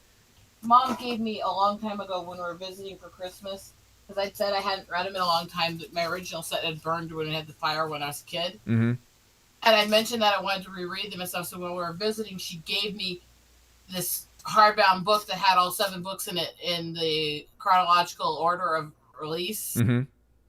So it was through the storyline, and she said, "Okay, well, here you go, read it." And, yeah, I had read the book by Christmas morning. That's because awesome. that was our tradition. We always do one gift each for Christmas Eve, and it was always something to keep us entertained because, especially with my hyperactivity and my anxieties, I don't sleep before I travel, before holidays. I'm always wound worrying and thinking and anticipating what all's going to happen. Yeah. And so Mom was always giving me things that were either puzzle books or big books to read or stuff like that, things that would keep me busy for hours. Yeah. Yeah. And I think it's with those books, especially, I don't remember them being like crazy long. They're not crazy long, but it is still quite a feat to go through all 7 in a night. Yeah, yeah. But that's what I'm saying. It's like, but that's what I mean by that is that it's not the longest of books, but it's chock full of just great development from what I've heard from people who've read them all, like character development and obviously the threads of the main story going throughout all of them. And so it's better than like the horse and his boy in that, and you start dealing with the equivalent of Middle Eastern culture in Narnia area and dealing with more oppressive things towards the girls and stuff like that. It also gets a little intense. Yeah, absolutely. So Forever Sci-Fi says he's waiting for that Hunt for Red October 4K coming out next month. Yeah, I just bought I think was it 6 or 8 Steelbook 4Ks from Best Buy, one to have and then one to give away. So be on the lookout because there's some new 4K Steelbooks that are out right now or about to come out. And I'm waiting on mine. I bought my 4K Steelbook from Zavi of Nobody, so I'm looking forward to that one too. Rob D says, first time I remember using DVD, I was like, you mean you don't have to rewind it? Seriously, I think that's probably one of the most revolutionary things about it. There's no doubt about it. Forever Sci-Fi, Gary's Total Boomer, you should try A Can on a String. I think even then he wouldn't always do that. Bruce is breaking down the numbers as far as Boomer. Yes, I know he's not really a Boomer, but come on now. CC Thorne, I agree because there is that false story from MovieWeb, right? Of that $900 million number, and as I said, I'm not saying that couldn't be true. I'm just saying there is no actual direct information that indicates that is the break-even number. From what we know, it's between 750 and 800 probably, but still, any movie getting $750 million to $800 million, let alone a film like No Time to Die, which is not getting right now the best weekend opening projections, right? That's gonna be a disaster just based on everything we know about it. And then Evan S says, my great aunt is in hospice at home. She isn't Catholic. My father is her only family. Please pray that she has a happy death. And but she is Scottish, so it's not going to be easy. Well, again, I pray for a conversion of her heart, and obviously for her during this time. So let's go ahead and get back into the people. So let's go ahead and start off with Well, first off, y'all okay? Anyone's got time constraints before we? Probably should go soon because I do try to do draw streams with Makani every afternoon, and he's starting basically now. Cool. So let's give us an update then on the Eagle book and other stuff you're working on. Progress this last month because really really sick, but basically right now I'm just going through final re-edits and stuff like that, and changing a few things, tweaking and stuff like that, and having my husband figure out how to help me fill out all the stuff to sell and campaign, because that stuff gives me a headache. But it's there. It just keeps getting delayed because my life is freaking insane lately. Yeah. Well, I'm gonna try and post the because I still have the Indiegogo link. So I have posted the Indiegogo link though to the project that Rosetta's working on, and yeah, so things have just been crazy. So I guess what's your timeline looking like for it? I can actually get to the point where I can sit at this computer more than a few minutes without wheezing, then I should be able to finish it up in a couple days of work. It just need to be able to sit up right. And hopefully that's sooner rather than later, because I know that there are how many people do you know have signed up for the email listing?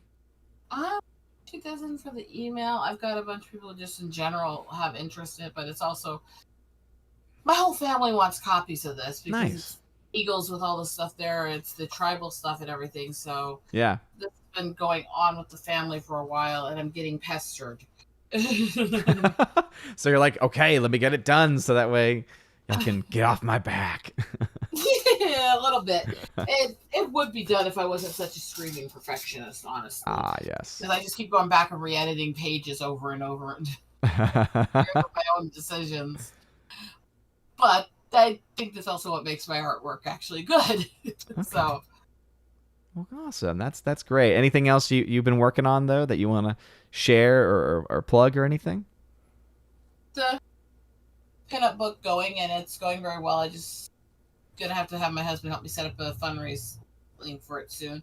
Cool. But again, the Redbubble is what I'm using right now to just sell the girls I draw and color out and detail as prep and practice for the pinups or for retro artwork and stuff, and on the draw streams. So I am also planning to post some of my better photos and stuff as possible for prints and stuff there soon. So that is basically right now my fundraising to help me bring money in for all the projects so I can get them to people.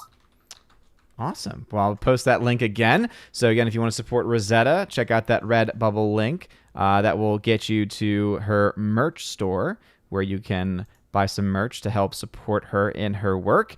And she had mentioned earlier that it's not exactly not safe for work, but it's also like, obscenity rules and stuff like that, but they do allow more traditional art, kind of nudity and stuff. So not overtly pornographic stuff, but more classic nudes are fine kind of art. Okay, so actual artwork. that's how I define it. It's like you have art and then you have pornography, and I think they're very different from each other. Well, that's one of the things I've been with people is I have no shame in using scantily clad or nude in my artwork, but it's always about the angles and the expression and the spiritual face and all that stuff. I always want each character to tell more of an artistic story than noticing, ooh, she has a nip slip or something. Yeah. As much respect for the human body as you can. Yeah. That classic beauty versus just trying to get attention for attention. Yeah. Yeah, exactly. Well, anyway, thank you for being here, Rosetta. And anything else before you head out? Probably got so much stuff to do. I'm sitting here talking to you. I have the scanner going on stuff I'm uploading so I can get them put up on the merch store. I have about 12 stacks in front of me where I'm sorting and planning stuff with the pinups and the sketch sets, and I have the whole stack over here. I was prepping for the draw stream in a few minutes, and I've been tearing through all this trying to get things ready. Well, it sounds like you got a lot on your hands, and I'm glad to hear, though, that you're feeling better, that you're on the mend, and that we should be seeing some of this stuff coming out pretty soon. Maybe you think maybe by the next chosen stream we might see some, or have a date maybe in mind, perhaps. Should be. Steve is supposed to be helping me go over some of this stuff with the Indiegogo tonight. I was working now on the final edit through before I actually just send it to an editor to go over. So it is really close, actually. Nice. Very cool. So well, I got to sit down with some tech and design the cover from all the drawings I had Dark do for me, so I can have the eagle cover that's going to be his sketches and my color work and stuff. Yeah. So yeah, it's getting really close, actually, and I even have a lot of the poster art and campaign stuff and things already worked on and being made. So awesome. Well, that is great. I don't want to launch until everything's ready to be printed. Yes. I want to be able to get it out within a few months of everything being done. Yes, absolutely. So get all those ducks in a row, and then you'll be ready to go. I would rather take a year and a half to collect everything and make it and then launch than have people waiting forever. Exactly. I think that's the right way to do it, because I think we've seen people just, again, in general, try and do things differently, and it, I think, has backfired a little bit with people losing interest because of time and everything. So I think that you're handling it the way that it should be. I have friends who, great people, they've done all their effort, but they thought they could do it all quick. They threw up a quick campaign and they are late because they just can't, they didn't know how much was really going to go into the project and how much work it was going to be. And yeah, unfortunately, when you don't have a crew, when you don't have editors, when you don't have people helping every step of the way, when you're doing shipping, printing, all this stuff with these, it is so much more work than I think most people realize, or even the most basic of book. Yep. Absolutely. Well, anyway, so, we got you. I may also stick some of my poetry up with some of my different illustrations and artwork soon. I've been trying to do that for years, and I have a few friends now in the CG group who are actually doing illustrated poetry book and high art books. So yeah, they're talking about helping me do mine. Very cool. That's awesome. Well, I'm excited to see these things as they progress, and as we get ever closer to having ourselves a nice launch party for it. Thank you. Yeah. And you have a very good day. You too. Like I said to everyone before, just take care of each other and be aware of each other's needs. Yes. What we can all do for each other. Right? And to quote a great film, be excellent to each other. Apechu, washde, wonkin tonkin kichi un. Amen. Bye, guys. Bye, Rosetta. Well, anyway, thank you again to Rosetta for being here and for being one of the chosen of Valhalla. And again, if you could check out the link for her Redbubble if you want to buy some of her merch and to give her some support. So we'll go ahead then and start off with Mr. Roy, because he claims to have seen a movie that is worse than the film that he brought up last time. And the last film he brought up was Santa Jaws. So what is this movie that is worse than Santa Jaws, Mr. Roy? It is a film called Fateful Findings. It is a Neil Bree film that's bad. It's beyond description. You have to see it to see how bad it is. So this is from 2013, I'm looking up. Oh my goodness. So for anyone wondering, the synopsis is a computer scientist / novelist reunites with his childhood friend, hacks into government databases, and faces the dire and fateful consequences of the mystical actions he obtained as a child? What? Yeah, he finds a magic rock as a child. Oh. And then as an adult, he gets hit by a car. And he doesn't die because of the magic rock. And oh boy. He heals up because of the magic rock. He's holding the whole rock the whole entire time, by the way. Oh my goodness. Yeah, he ends up in a hospital that looks like someone's bedroom. Yeah, it's terrible. It's everything about it's terrible. Wow. So I know very little about Neil Breen, but he's done six movies. And, yeah, they're all basically the same. They're all bad. Yeah, he stars in this one. I guess he stars in all of them. It looks like. Yeah, he stars, writes, produces, does the casting. Wow. He caters on some of the movies. He caters. Wow. I didn't know about the cater. That's great. So he's kind of like Tommy Wiseau, only it's not as funny. It's a very low budget version of Tommy. And that's saying something, man. Yeah. Yeah, I don't think he spends more than a couple $100 on these movies. Oh my yeah, goodness. he looked like the whole entire movie was filmed in his house. Wow. Yeah, you'll see a scene where they go like to the neighbor's house, his best friend, and it's basically the same house. It's just filmed at a different angle. Yeah, there's literally after he heals up from he's got this big giant Band-Aid on, and then he meets up with his wife, and there's this weird awkward shower scene where he's still bleeding and he's still wearing the Band-Aids.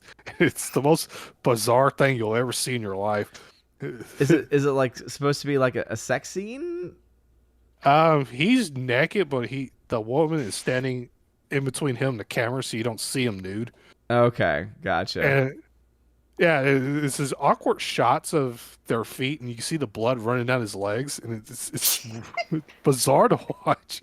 Oh my goodness. Yeah, it's interesting because you mentioned the way that they shot that sequence, because like I saw one of like the stills when I was looking it up on IMDb, and I was like, oh, this almost seems like a Tommy Wiseau movie where he has like random, like at certain points in the room it just turns into like a random porn basically.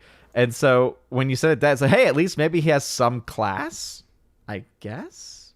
Yeah, there's scenes where he'll rip girls' clothes, but it goes only so far down. Oh, okay, gotcha. It's hilarious to watch. Wow. Well, hey, you know what? At least, as I said, at least he has some class. At least he has some class, I guess. Yeah. Everyone in the film awkwardly yells their lines really loud, and I'm guessing because they didn't have a guy holding the microphone up, so they had to yell loud enough for the camera to pick up the audio. Oh my goodness. Oh, and a boom mic operator too. I mean, even I, who had like no knowledge of filming when I did my internship in LA, like I was the boom mic operator, because I mean, there is definitely like a science to it. I'm not trying to knock anyone, because typically if you're an actual professional boom mic operator, you're running the sound yourself. But like, that's funny though, that they have to scream their lines because they couldn't get that kind of mic going. Gosh, that's great. So what is like the worst part of the movie for you? The best part? Yeah. Probably the scene where the guy's near his car and his wife comes in there with the gun, and she wants to shoot the car up, and she accidentally shoots her husband, and then she plants the gun on him. And then Neil Bree shows up, and he's like, "Oh my God, I can't believe you committed suicide." And that's literally how he delivers the line. He's like, "Oh my God, I can't believe you committed suicide." Just like matter of factly. Oh my goodness. Yeah, watch it. I linked the best scene video from YouTube. It shows some of the stuff. Okay, is this the same guy, or is it the same like series of films or whatever, where it's like the one of the worst line readings of all time, and it's the guy that's like, "Oh God, oh no, oh my, oh no." No, that was Ryan O'Neal. Oh, okay. Different bad actor. Okay, gotcha. I want to say Neil Bree's probably worse. Oh goodness. Oh yeah, that's the reason why I was joking and saying that he makes Tommy Wiseau look like Laurence Olivier, and then I wondered if Odin knew who Laurence Olivier is. I do know of Laurence Olivier. Oh my God. I said I do know of Laurence Olivier. Oh, So you do know him. I do know of Laurence Olivier. Yeah. Have you seen it? Now, am I an expert on him? I would say probably not, but I know of him. Oh my gosh. I couldn't tell you a movie off the top of my head, Of course you can't. but hey, at least I recognize his name. There you go. I'm gonna tell Laura. There's something. You gonna rat me out? I'm trying to see. Oh, me and Laura were already talking about it. She said that she kind of forgives you because you're young. I said my nephew is 24 and knows who Olivier is and has seen his movies. Oh, he was in Spartacus. That's one of his movies. Okay. Yes. I've seen. Well, Mr. Roy, you have got to see the rest of Neil Breen's movies because, like I told you, he is one of the patron saints of Red Letter Media.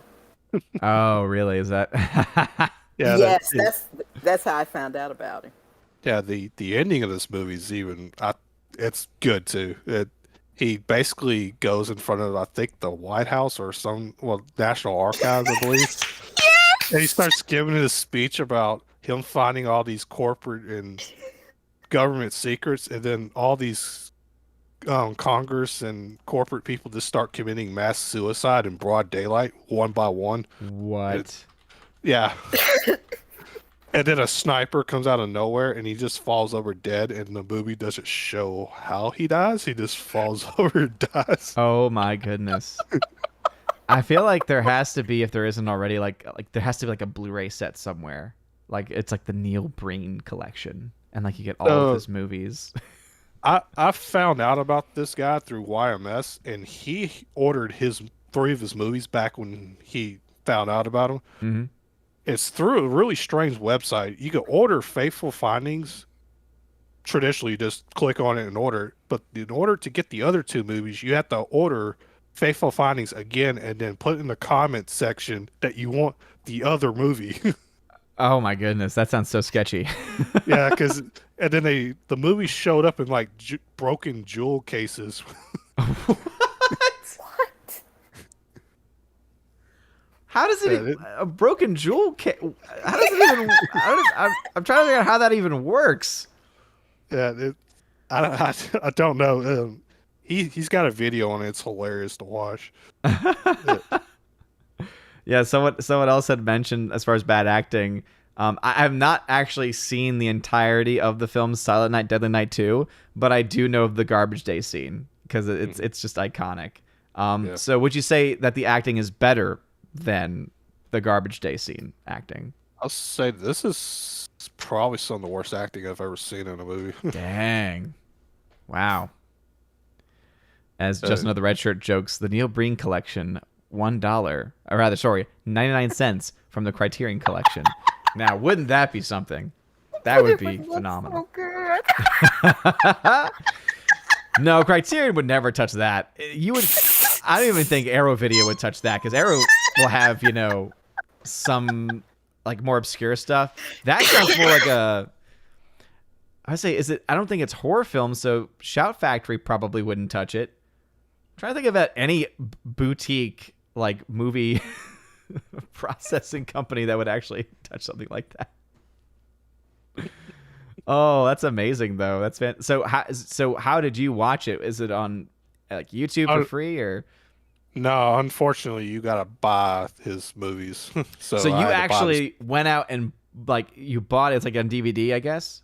No, I bought it digitally through Amazon. Oh, okay, gotcha. So yeah, I was like, I saw this on my watch list, and I was like, for a long time, and I saw YMS's video pop up again on it, and I was like, I was gonna cough up the money to watch at least one of his movies, just to say, hey, I've watched at least one of his films. Well, that sounds phenomenal. So now that you've seen one, I kind of going back to what someone else had mentioned, now are you just going to watch the entirety of his filmography? I don't know, because it's about $15 to watch it in HD. It's not cheap to watch his movies. What? Yeah. Oh my goodness. I'm more surprised that there's an HD version. Yeah, I'm surprised too, but I mean, I think this movie's worth watching considering how bad it is. I'm not sure about the others. I may take them one step at a time. Well, Soul said, be sure to catch Twisted Pair. That's the one where he plays twins. He plays twins. Who got kidnapped as children by aliens. Oh my goodness. Oh. Well, that sounds phenomenal. Can't remember. I think it's Red Letter Media. He has a how to make movies video. Oh no. Oh no. So you too can learn filmmaking from Neil Breen. Oh my goodness. That sounds phenomenal though. I feel like any aspiring filmmaker, if you want to get your stuff on Amazon Prime and have people pay. upwards of $15 for it. Hey, you know what? He may have only made 6 movies, and they might not be that good, but not everyone can say that there's movies that you could spend $15 on for digital copies, nonetheless. Mm-hmm. Yeah, I think it was worth it. It gave me a good laugh for about an hour and a half. Okay, well that's good. That's good. I feel like that's better actually than the last one, as far as like not being a better film, but at least this one had entertainment value. The last film you saw didn't. This is a very entertainingly bad movie. Okay. Where Santa Jaws just felt like a waste of time to me personally. That's right. However, the difference was Santa Jaws was free on YouTube, right? Yeah. So you gotta wait. Like, so you get for free something that's worth, no time at all. And then that's when you got to pay like the big bucks for a film that's still bad, but it's entertaining. So you at least get the entertainment value out of it, I guess you could say. And as Laura says, Twisted Pair sounds like a bad medical condition. If you don't want to spend any money, most of the good clips are on YouTube. Oh yeah. Most of the bad scenes. Yeah. I could totally see that being, something that anytime you have really bad movies or really bad moments or hilarious moments from films, typically like YouTube's gonna be your friend on that. The CF production, it's been a long time, dude. What's going on? Welcome back to the chat. Glad to see you here. But I'd seen a comment from a member who had a comment about this. Let me see if I can scroll down to find it so I can highlight it and put it up on the screen. Let's see. So Forever Sci-Fi says, it's one of those movies where when you order it, the director burns a copy to the disc from his personal computer and drops it in whatever case he finds on his desk. Yes. That's definitely what it sounds like. If it's coming in, you said broken jewelry cases? Yeah, the jewel cases where they called them back then, the little thin CD cases you used to put burnt CDs into. Oh, wow. Okay. So he can't even spend like the few dollars to get, because even like for me, when I haven't done this in a while, I need to do the Despecialized Star Wars giveaway again, because I have like legit Blu-ray cases that I can put those into. So like those don't cost all that much. So the fact that he doesn't even do that, it's just like, no, let me just put it into one of these little packing slips when he's probably charging way too much for the film that he spent no money on. Hey, he's a capitalist. We can at least say that much. Yeah. Wow. I don't know. There's a lot of strange political messaging in his movies. Uh-huh. So it has political messaging in it too? Yeah. Pretty terrible. Oh, Lord. Yeah. Wow. Red Letter Media said he's probably on the FBI's 10 most wanted. Oh, dang. Because he's a capitalist, but what's so funny is that every single one of his movies he's looking for something that the government's doing, or corporations, or banking, or so and Mr. Roy, you've got to see the one. Odin's always harping on bad CGI. Wait until you see the one where he's petting the CGI tiger. And I don't even. And it's like he's just kind of either going through the tiger or he's going around it. And I think that's the one where he was playing Jesus. Oh, yeah. There's one he plays Alien Jesus. Alien Jesus, No. Oh no. Thinks a lot of himself. Wow. Well, Andrew Hayes asked what my best bad movie that I've seen is. The Room is easily the best bad movie that I've ever seen. It still holds the top for sure. And Orange Hat Reviews just came in the chat as well. Hail, Orange Hat Reviews. So anyway, Mr. Roy, were you able to watch anything else? I think you had said that was really it, but anything else you've been watching? Or That's pretty much it. Okay. I bought some movies I'm probably gonna watch while I'm off. I've got the Mummy collection on 4K. Oh yeah. I bought the Dance, which is that Michael Jordan documentary. Yeah. That's right. I actually bought the Blu-ray, so it was supposed to have about 3 or 4 hours more of content. Oh, nice. Yeah, absolutely. I think so I'm assuming you were a Michael Jordan fan growing up? Yeah, back in the 90s. I was one of those people that got drawn into NBA during that dynasty, and then when he died out, I kind of faded away from basketball. Oh yeah, for sure. Space Jam for me is kind of like what got me in, and that I remember it was in New Orleans, and he was playing in like an all-star exhibition game, and I remember going, and my mom still remembers. Like I was just going, Michael, you rule! I was just so excited that Michael Jordan was there playing. So I actually got to see him play before he went to play for the Wizards, which we'll just pretend like that didn't happen, but. Very nice. So we got to pick up some stuff because I know that for those that don't know, Mr. Roy is a physical media collector like I am. So you got the Mummy collection on 4K. It's pretty exciting. You got the dance. Any other big stuff that you were able to pick up? I don't think I picked anything up recently. Let's see. I'm still waiting on my freaking what was the movie? I'm looking at I got Gone with the Wind on Blu-ray. For Nice. like $5. Nice. Gosh, good for you. Yeah. Yeah, I'm sad because there's a couple of 4K steelbooks that I missed out on because they're sold out. They don't sell them online. They're sold out in my area. It's because I missed the Shawshank 4K steelbook. But to be fair, I didn't really like the cover art for the steelbook.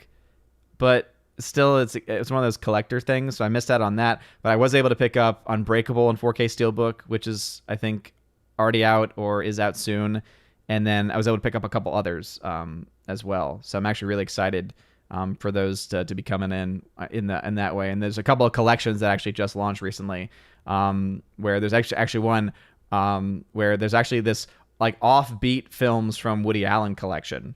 Like you get several films from him from Quiver Films. Never heard of that studio before, but yeah, it's like some of his lesser known movies. So maybe down the road I'll pick something like that up, but tons of stuff coming out, not just in theaters, but on physical media too. Yeah, I got the original Lion King on 4K, and then Nice. I ordered a thing, but they delayed it. Apparently, there's a bunch of people wanting this movie because I ordered it and it still has to come in from Amazon. Oh, for Gone with the Wind? No, the thing. Oh, that was the other one. Yeah, that was the other one where I wanted the 4K steelbook for that one, and it was also one that sold out pretty quickly because that one actually had some really cool cover art for it. And so I was sad to, because sometimes I am like, oh, I'm definitely going to get this when it comes out, and I don't pre-order it when I know that I should pre-order it. And because that thing came out on the 7th, and it's already sold out and not within even 100 miles of me. So I don't know if they still do this, but when you try to order it online, they only want to ship it to your house and they don't want to hold it in a store for you, which is weird when you pre-order it. Yeah, for some. Yeah. It's the weirdest thing because that's what they do beforehand. And then after the fact, when it's available, then they will only have you pick it up in store. Yeah. It's strange. I don't like having steelbook shipped because they get messed up. Oh, for sure. And then also, they'll have movies where it's like they're sold out and they don't really keep you up to date on anything as far as like stock goes, because I remember they were out of the Lord of the Rings 4K steelbook, like the extended editions 4Ks, and then all of a sudden now they're back in stock. They've been back in stock for like a month now. And so part of me is like, oh, I went out of my way because I thought they were going to be completely sold out as a hot collector's item, and I spent a little bit extra on eBay to get one that I knew was going to be a little damaged. And so now I'm looking at it and I'm like, oh, great. I just could have waited a month or two. Glad that they let me know that they were going to re-release it. Oh, well. You live and you learn. It's about the movies, though, at the end of the day. So, yep. But yeah, awesome. Well, guess some of us will have to dive into the world of this brain guy. Bree. Yeah, exactly. Yeah, I really hope he puts his movies up on like Netflix or something, because I don't think it was worth buying this movie, but I don't think I'm gonna go and try to buy all 5 of his movies and watch them. Okay. Yeah, charge $15 for each one. Fingers crossed, the whole collection becomes somehow available on one of these streaming platforms. Oh man! All right. Well, anything else that you had wanted to mention or shout out or? That's it. I'm gonna go ahead and head out. Okay. Try to take a cat nap. Hopefully. Oh yeah, absolutely. Aww. Absolutely. Well, thank you for being here, Mr. Roy, and you have a great rest of your Sunday. Get some sleep. You too. Appreciate you having me on. Yeah. Thanks as always. Thanks again for being on last week too. No problem. See you later, Tina and Laura. Have a good Oh, one. take care, Mr. Roy. Yes, you too. Bye-bye. Bye-bye. Bye. Bye. All right, so we got Laura and Tina. Let's go with Laura. Laura, what you been watching the last month or so? Anything to talk about? Oh my god, so much. I don't know where to start. Let's see. So I started with the Gentleman movie that you've been recommending so much. And then I went on a Guy Ritchie deep dive. Yes. So yeah, the Hugh Grant, and I did not know that was him, and until like halfway through the movie, I was like, "Oh, wait a minute!" Because his voice is so good. Like the voice he puts on is so not Hugh Grant. Where you're like, wait, what? I never thought he could do a voice like this. That was totally me when I figured it out. I was like, "What?" Because he always kind of plays Hugh Grant, in his in his romance movie. Yeah, typical romance charming self, right? He doesn't ever play a like this mobster like weird voice character.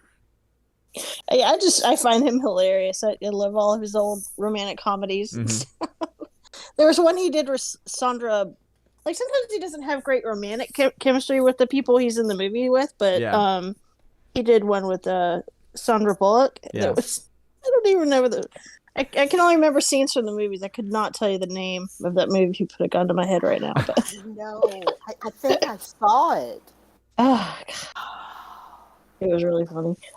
So then I went on this deep, like, Guy Ritchie deep dive, and I was asking everybody, like, what should I watch? What should I see? And then Tina suggested, I wanted to say, what was it? Not Hitch. What was it? Help me, Tina. It's the one Snatch. With Brad Pitt. Snatch. Yes. Yes. My brain is just so fried. I'm so tired. I had like espresso and coffee. It's just like, you get to that point where just like coffee just can't touch how tired you Oh yeah. are. Yeah. And that was probably the best of all the movies that I saw of his. Probably that was the best one. I don't know. They're all kind of similar, like similar tone. Oh yeah, there you go. Yeah, this is the one where I believe it was Joey Horn who won this one, the 4K Steelbook of this. So yeah, I still need to send it out, but yeah, this is one where definitely one of my favorites of his. I want to rewatch it again just because it's been so long since I've watched it. Also probably have subtitles on so I can understand all the words, because that's the only tricky part about the older films is that it's harder to understand things. Oh yeah, especially the gypsies are talking. Yeah.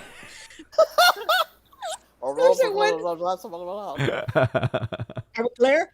Well, that's why I love The Gentleman so much. One of the things I even brought up on my review of The Gentleman was, hey, I could actually understand most of the things that are being said. And a lot of it, I think, is because of having someone like Matthew McConaughey in there with the the English accent. And then, of course, by American accent. But then you also have Hugh Grant putting on this crazy accent, but it's actually easy to pick up on what he's saying. Oh yeah, that's true. Because there was that really funny scene where Brad Pitt is having like this really long, he's got this really long monologue, and you can't understand a single word he's saying. And then at the end of it, he's like, "So we're clear." Everybody's just like, "Yeah, sure, man, whatever you say." But so then. I'm sorry, go ahead. Yeah, I was going to say, because I know that you're on that deep dive, did you ever get to watch Wrath of Man? Yes, I did. Yeah. That was interesting. Yeah. It wasn't what I expected for some reason. I don't know. I was like... It's not the twist, I was like, wow, that's a good twist. Yeah, absolutely. It's one of those movies where, especially the fact that he's put both of them out, next to each other, so The Gentleman to me is just on another level. I love that film so much, and then this one's just a solid movie.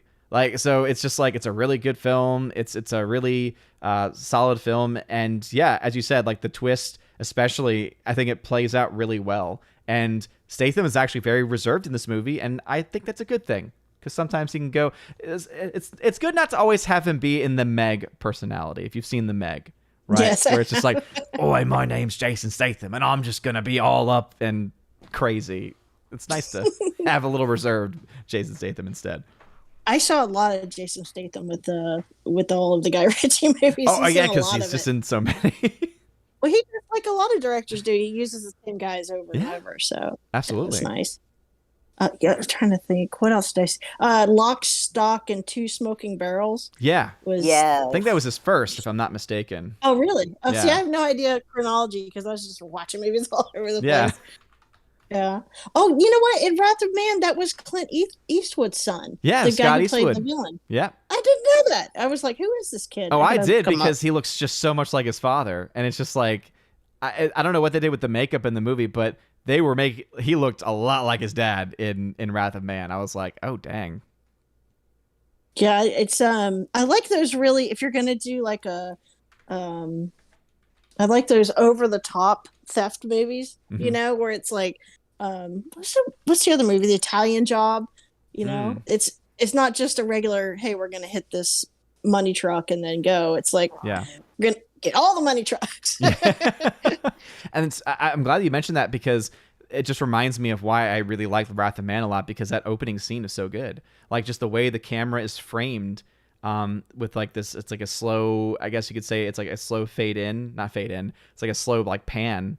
And it's just everything's going on. And then all of a sudden, like as the story unravels and you kind of go back to that moment in time to find out, like, as you said, like the twist, like the full story, you're like, oh my goodness, this is so good. It's so great.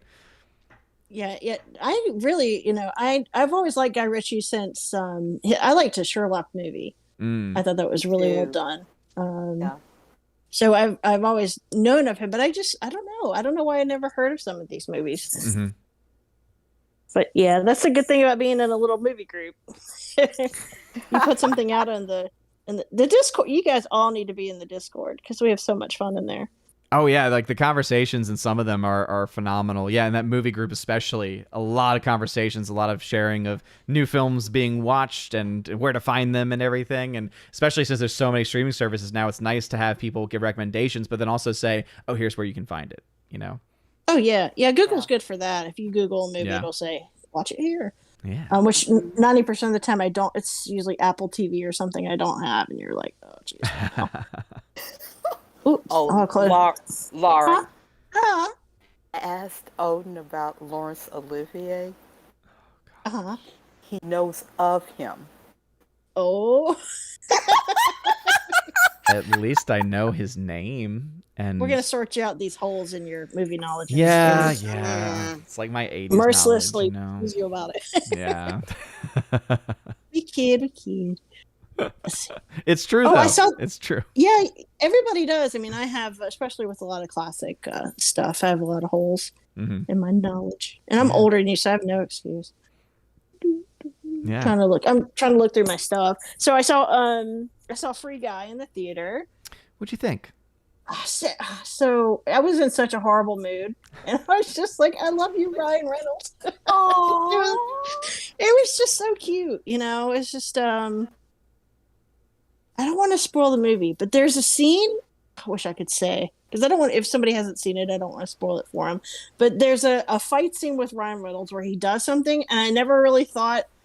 I thought that I would have a problem with it, but this isn't making any sense until I can't. Okay. Well, I do have a 2 weeks notice is the movie name. That was from Flex Cougar on D-Live. So shout out to the D-Live fam for getting the film that was with Hugh Grant, I believe. That was the Hugh Grant and Sandra Bullock film. Yeah, so she's like a lawyer, and she's like all about protecting, spaces and protecting old buildings. And he's a real estate developer. And so they have a little kind of adversarial relationship. And then for some reason he hires her, and she becomes like his right hand woman. And he can't decide like which tie to wear without asking her. Just like he just takes over her life, and it's a pretty adorable little movie. Aww, that's sweet. By the way, George Molo's in the chat. George. Welcome to the chat, good sir. Oh man. All right, so you were what? So, oh man. So what was the next I film forgot you where watched? I was. Yeah, so you said Free Guy, but you couldn't go into much detail because otherwise it would give it too much of it away. I guess like my main question is it a film that you find entertaining that you think people could enjoy like maybe after the fact on a streaming service, or do you think that's something people should go out of their way to see? Oh yeah, I would. I love seeing stuff in the movie theater, but anytime you want to catch it, it's good. It's everything you think it would be. There's like no surprises. I will say though, Taika Waititi, it's like you got to take him in limited doses because there was a point where I was like, okay, your shtick is kind of getting tired. It's like you just want a little Taika Waititi. Yeah, kind of like for me, him as Korg. Like it was just enough of Taika Waititi where you're like, okay, I can take this. I guess there's some huge TikTok going around where Ryan Reynolds does the singing challenge. Oh. And all these people who sing on TikTok are like, oh my God, he can sing too. They're just like so jealous. He can act. He's married to Blake Lively. He owns a phone company and he can sing. I mean, what can this guy not do? Seriously. Well, you can like duet a video. So people put his video up and the other side is like Michael Bublé. And he's just walking around like, well, singing's my thing. I'm the singing thing. I guess Will Ferrell's in it too. So it's really cute. Oh, okay. Nice. Yeah, it's a one where my wife has said like as soon as it's available for us to watch, because I think it'll be on PVOD starting either this or next week. I know. So once it becomes available on like a streaming service, then I know that she's just a big fan of his. So. Oh yeah. Oh no, I'm sorry. I meant Will Ferrell's in the TikTok. In the TikTok. Okay. Yeah. I was still talking about Ryan Reynolds, but. Oh yeah, it's really. I think you would enjoy it. I think you would enjoy it. I'm trying to think what else. Of course, I saw Shang-Chi, which was pretty much exactly what you would expect it was. Okay. No so I guess where do you fall on that? Because I've really heard some people say he claims to only hear mixed things, but it's just in his little circle. It's like no, it's like when I'm actually reading the comments that people put and where I'm seeing like where they rank. It's funny when people say, "Oh, this is in like an A-level movie," and then you ask, "Oh, where do you rank it?" And then they're like, "Oh, middle, lower, middle," and it's like, okay, that tells me a lot about what you actually think about this. So for you, where does it fall for you? Fine. It was certainly better than like Black Panther or Ant-Man 2 or some of the. So it's better than some of the lower. Yeah, Captain Marvel. My dog has her squeak. I heard the squeaky, and I'm just like, either she is keeping the dog's attention with the squeaky, or the dog's just like, pay attention to me. I have a squeaky toy.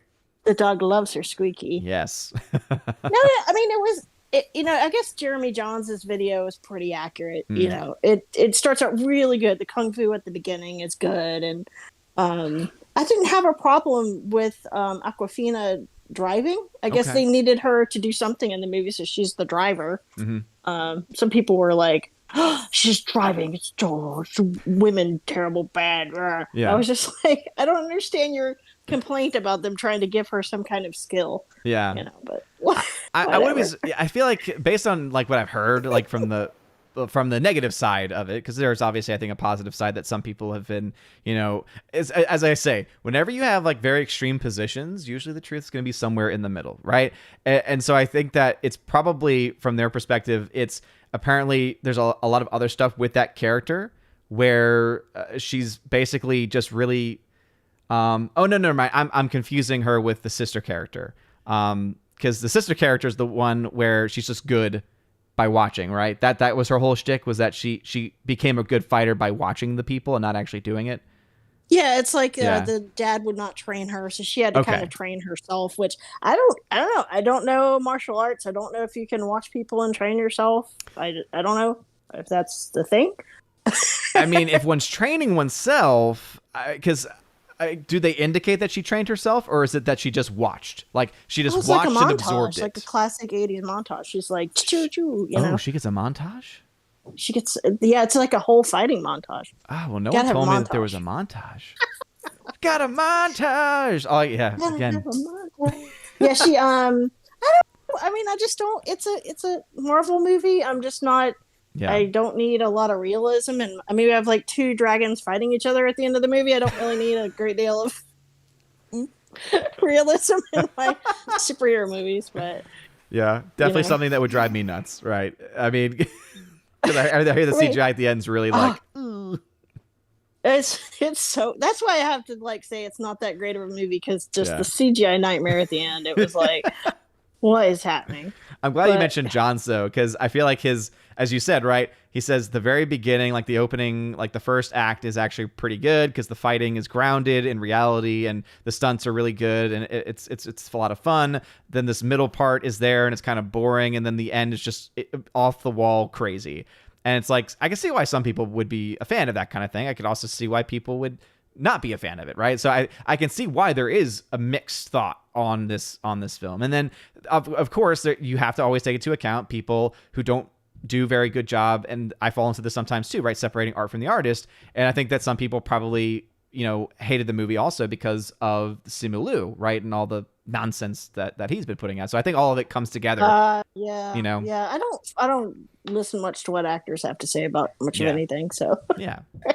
But it's like I'm gonna trigger Tina. I remember once after an interview with the vampire, they had Tom Cruise on Oprah and just discussing the movie and talking to the crowd and stuff. And all the ladies in the crowd were like, that movie was so violent. And he was like, it was a vampire movie. So I don't know.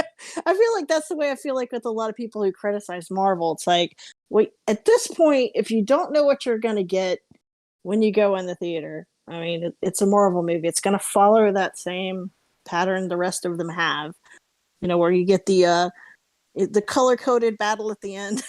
Yeah. With the red versus blue. Oh, is it really like red versus blue? I mean, it's at the end, it's very like, good versus bad, and the good guys are red. Oh, wow. And the bad guys are blue. I don't know if y'all can hear that knocking sound. I think my wife's hammering something. I'm very confused because I'm just like, what in the world's going on? But I saw I was picking up a little bit in the mic, so I was beating myself just to be like, honey, what are you doing up there? But no, I'm chattering away. I don't hear anything. Okay. No, but kind of to your point, about not listening to actors, Anthony Hopkins, Sir Anthony Hopkins himself said it best, right? Actors are idiots. So why care what they have to say in a lot of situations, Oh, seriously. I'm trying to think, what else have I seen? What else? Oh, I saw that Reminiscence movie. Oh, Reminiscence. It's such potential. I know, seriously. That's why it was so hard for me to review it, because I was like, the potential is like infinite, and then you don't get it. Like, you don't get that potential. And I mentioned in my review, but the thing that bothered me the most was, if you're gonna use New Orleans as a location, and your premise is that the coast have flooded because of some like war catastrophic event, you can't have New Orleans anymore. New Orleans would not exist if water levels rise. New Orleans does not exist. It's below sea level. What are they thinking? Dry as a bone. Did they ever explain why everything's flooded? I missed that part. They don't, because obviously people I think would assume, oh, it's going to be some like global warming stuff, but it doesn't actually. It says more so like there's like a war, there's a battle, and the aftermath somehow leaves the world flooding. Like, it leaves the waters rising, essentially. So yeah, they don't really make at least I don't remember catching it, because I was like, as soon as I saw that as the premise, I'm like, okay, I'm waiting for them to mention something with this, like global ice cap, polar ice caps, things like that. But they ended up not doing it, and so I was very interested. Basically all they did was just say there was some type of war, some type of event. And now things are underwater, except for New Orleans, which is under sea level. And CF Productions, I think, even says like 1,000 feet below sea level. Yeah, but somehow, oh my goodness, somehow not even just below sea level. It's a bowl. It's just they could have at least built up giant walls, to say that's how the water stayed out. No, they don't do that. Yeah, that was weird. I didn't. I was like, did I miss something in the dial? Nope, it's just a plot hole that they just were like, oh, that you think we expect people to think about these stories before we put them out there. People are just like coming in and out, and cats are Mhm. crying. I'm trying to the conversation. Yeah, I just the opening shot with the water reflecting off the city. It's dark in the city at night, and all the neon is like reflecting in the water. I was like, this is gonna be great. The effects are gorgeous, right? Yeah, I just still did enjoy just watching the different scenes of like buildings sticking up out of the water. It was interesting. Yeah, and that's something that normally is like a pet peeve of mine is CGI and things. It all looked very good. Like there's these really great sweeping shots showing the city and showing all these things. And I was like, this looks really good. I actually don't really find a lot of issues with this world they're building.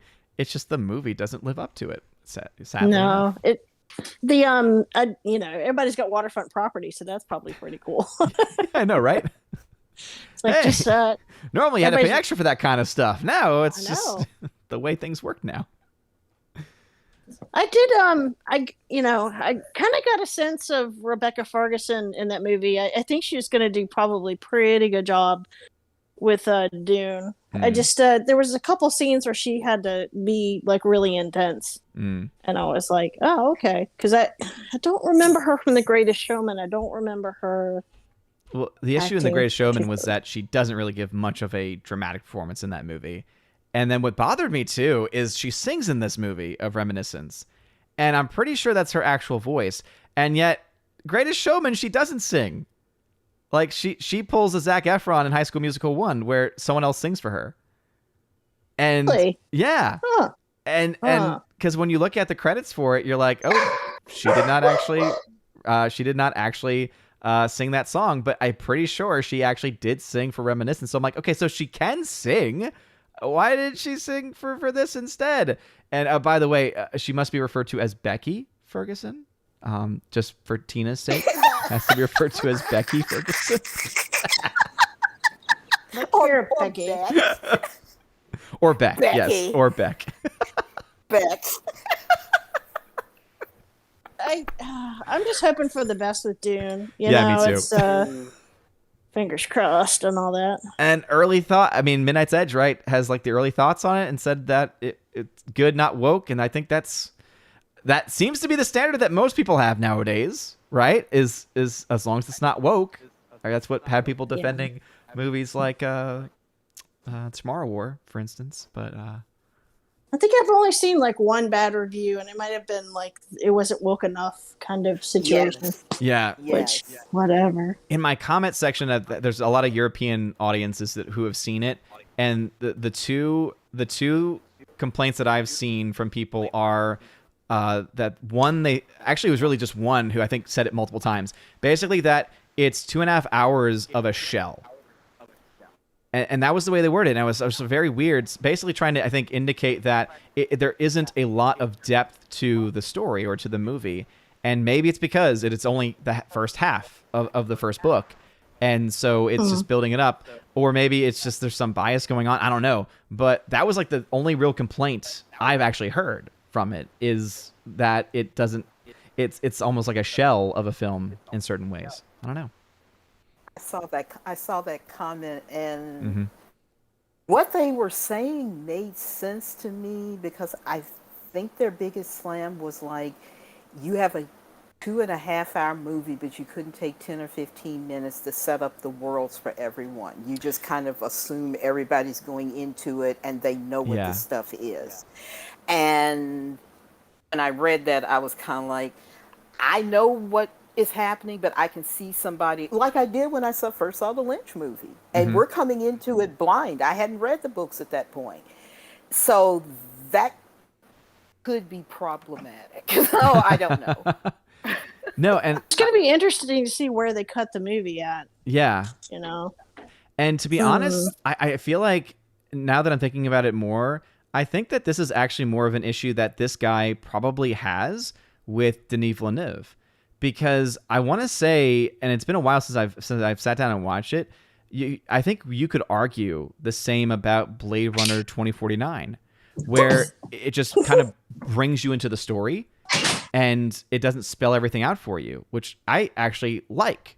I actually like if it does. So I'm wondering if maybe that's why it was interesting because they were kind of giving mixed messages because they said I liked it, but I was also looking at it from someone going into it for the first time, never having read or seen the first Dune, and their complaint was that it doesn't almost like feed them like basic information. And it's like, you know what? That's for me is actually a sign of an early sign of a good film. Is that things aren't being spoon-fed. Like the first Blade Runner, right? Where, what was the theatrical release? Oh, voiceover, explaining every detail, not letting you think for yourself, just giving everything on a silver platter. Where I think movies that make you have to think and figure things out, I like those kinds of movies. So, I don't know. Yeah, that was the problem when they did the original, was you have so much of, like, hearing people's thoughts in their heads. Yeah. And I remember that was just so weird for me. And I guess, yeah, you got to have a balance between, you don't want people sitting in the theater who aren't familiar with the material going, what is going on right now? Yeah, absolutely. Cara Tharp, going back to your Guy Ritchie rabbit hole, she was not a fan of King Arthur by Guy Ritchie. I watched a little bit of it, and that one. Yeah, it's weird because I feel like he has a style, but he doesn't. Like, I don't know about y'all, but the King Arthur film he made, it felt so much like Sherlock Holmes, like in style. But all the other films he's made don't feel like Sherlock Holmes in style. It's kind of it's weird. It's like he had like this I guess this mindset when he was making these movies where he made them all kind of the same, but then you look at a film like The Gentleman, not the same tone. Lock, Stock, Two Smoking Barrels, not the same tone. It's weird. I don't know why about those three movies. Yeah, that I forgot. I did watch that King Arthur movie. Yeah. Oh my god, I didn't get very far into the movie. I was just like, oh, you didn't make it to the end where what's his face showed up during the removing Excalibur from the stone scene? I googled like, where is Merlin in this movie? I don't think Merlin's in it, is he? No, that's who I thought that Jude Law was playing. I was like, what is? You can't have a King Arthur. Because Jude Law was playing Morgan, right? I'm not sure. Wasn't he the villain? Wasn't he Morgan or like the villain? I don't believe so. So Uther's in the beginning. Okay. And Uther drives his horse off of this ledge and like jumps to get at the bad guys, and the poor horse just like goes falling off the cliff. Well, that's sad. I was like, I don't want to see this. So, but no, and that George had brought up his favorite King Arthur was Excalibur, which I have, and I still have not watched, but I have it, and it's backed up on my server, so I'm going to watch it. Don't worry, but I have it. Well, who gave you that? That must be a really nice person. She must be an amazing person that has given me so many things that I still need to actually watch. And Laura, remember what we said on Discord? If he doesn't like it, we're forming a posse. Excommunicado. Oh. We're excommunicating from. I don't know how y'all gonna press my. I don't know how y'all gonna press my excommunicado button, but I guess y'all can try. We'll find a way. We'll find a way. It's actually, I think it's funner. It's a better conversation when you don't like a movie that we like, because it's just like this constant bouncing back and forth. Yeah. If we're all just sitting around going, that's great, I like that. We're all happy together. Isn't this great? Aren't we all happy? Isn't this wonderful? No, it's always good to have discussions bounce off of each other and everything. But yeah, if I somehow don't like Excalibur, I think that's going to cause some tension, to say the least, I'd imagine. You have valid criticisms. I mean, oh yeah. I saw the movie when I was a teenager. God only knows what my taste was back then. Have you seen the Guy Ritchie King Arthur movie? I've only seen about the first 20 minutes of it, and I didn't hate it, but it definitely felt so much like his Sherlock Holmes films, and that kind of bothered me. I was like, I don't like the fact that it's the same tone. You didn't mind the giant elephants? That didn't bother you at all? I must not have gotten to that part. Wait a minute, what giant elephants? There's giant elephants. Did I watch the right movie? When you said elephants, I immediately pictured Lord of the Rings? no. Oliver Stone's Alexander, when they're in India and Alexander is on his war horse and it rears back, and then this elephant rears back at the same time, and I was like, why is my mother making me watch this horrible movie? Yeah, so like Uther is guarding his castle, and these big evil sorcerers come in, and they're on the back of this giant elephant, and this other giant elephant is going in and just laying waste everything. And so maybe I didn't watch that. Everybody's just like quiet. It was like, It's like, what are you talking about? Maybe it's a regular size elephant. I don't know, but it looked like a giant elephant. Well, I thought it was an elephant. You know, I sat here for like 2 hours, you know, kind of ate my lunch. Everybody's quiet. Everybody's just like sleeping. And I start talking. And the dog starts chewing his chew toy. And the other dogs are chasing the squirrel outside. That's how it always happens. People want to be where you are. It's where the action is. I guess so. Cat's like, I have some input I'd like to put in this movie. I have things to say. I have things I want to say, yes. You sat and watched it over your shoulder. I have comments. Also, George had asked if I had seen the Netflix teaser for Cowboy Bebop. I saw Lethal Lightning's watching, actually, of the teaser for it. And, hey, I will say, at the very least, they play the original song. I think that's awesome. There's also some really cool transitions from real life to comic. Like, when he lights up the cigarette, it turns from, like, real smoke into cartoon smoke, and I thought that was pretty cool. But in general, it's like, you know, it's a trailer, or I guess it's a opening credits, I guess. So we'll have to wait and see what the actual film is. It's already gotten so much bad press. It's hard to be excited about it at this point. And I do like Cowboy Bebop. I've watched the series and I really enjoyed it and plan on buying it at some point.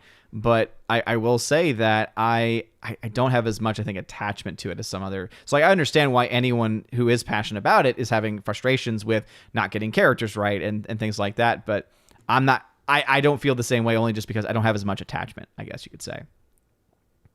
Yeah, I'd heard of it and just heard that a lot of people liked it. But yeah, that's about as far as it went for me. Yeah. Andrew Hoyle is threatening me. He says, if I don't like Excalibur, I'll find you. I assume that's going to be followed by, I will find you and I will kill you. We have a certain set of skills. I have a certain set of skills. And I will find you and I will kill you. No, Laura, you missed in that King Arthur.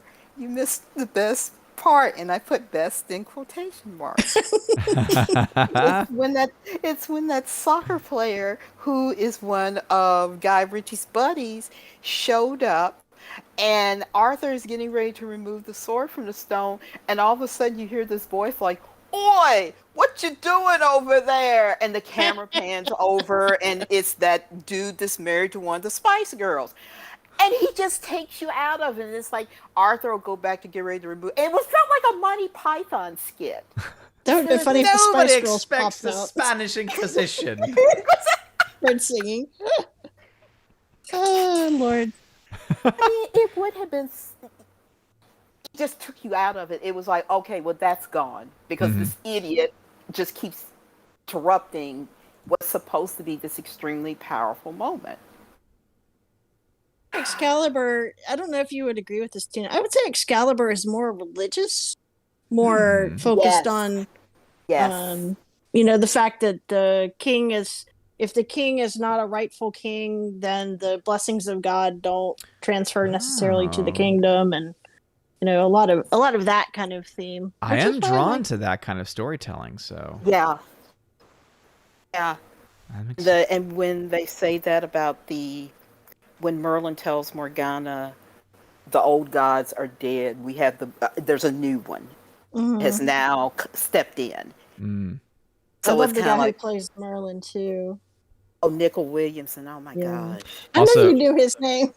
Yes. So, also, Bruce says that he's got Tina's copy of Bebop ready to ship. So it looks like Yeah, you're I gonna... told him wait till after my move Nice. to do it. Yeah. Yeah, and George, totally agree. Love the original Bebop. Anono Ma says, my kid is a big fan of Cowboy Bebop, and when I found him Netflix is making live action, he just said, why would I watch why would I want to watch that if I have the original anime? I think it's a great point. You know, when there are things that are so good and then they get remade or put into live action, I think it is a good point of why would I want to watch this if the original is already perfect or is already good enough, you know? So I think it's a good point. And, I didn't know, it's David Beckham, apparently, who did the... Yeah, that's him. Oi! Yeah. Oh, what you doing there? It's like Oi, they've what you already explained, you idiot. It's like they've already said he's going to try to remove the sword from the stone. Well, what you doing there? Pay attention. Also, George has I think this is definitely directed towards Tina, though her name is not mentioned, says, I would love if someone would review great epics from yesteryear. Just finished watching Lawrence of Arabia again last week. That is why, one of the many reasons why we think that Tina should have her own YouTube channel, because she would be perfect for this. Tina, we're just going to go back and just capture all your rants from previous streams, and we're just going to make a channel for you. Yes. And also, then Tom Cruise's people are going to play back and say, she said set up a GoFundMe to hire mercenaries to do what? Also, since Laura is on, Hannibal Grimm has come in and has made sure to go, Fosse. Martha Graham. Twyla. But you keep it all in here. Oh, I love it. Fun fact. My wife knows most of the drag queens that were in that movie. Yeah, I remember you mentioning that. Which I think is so real.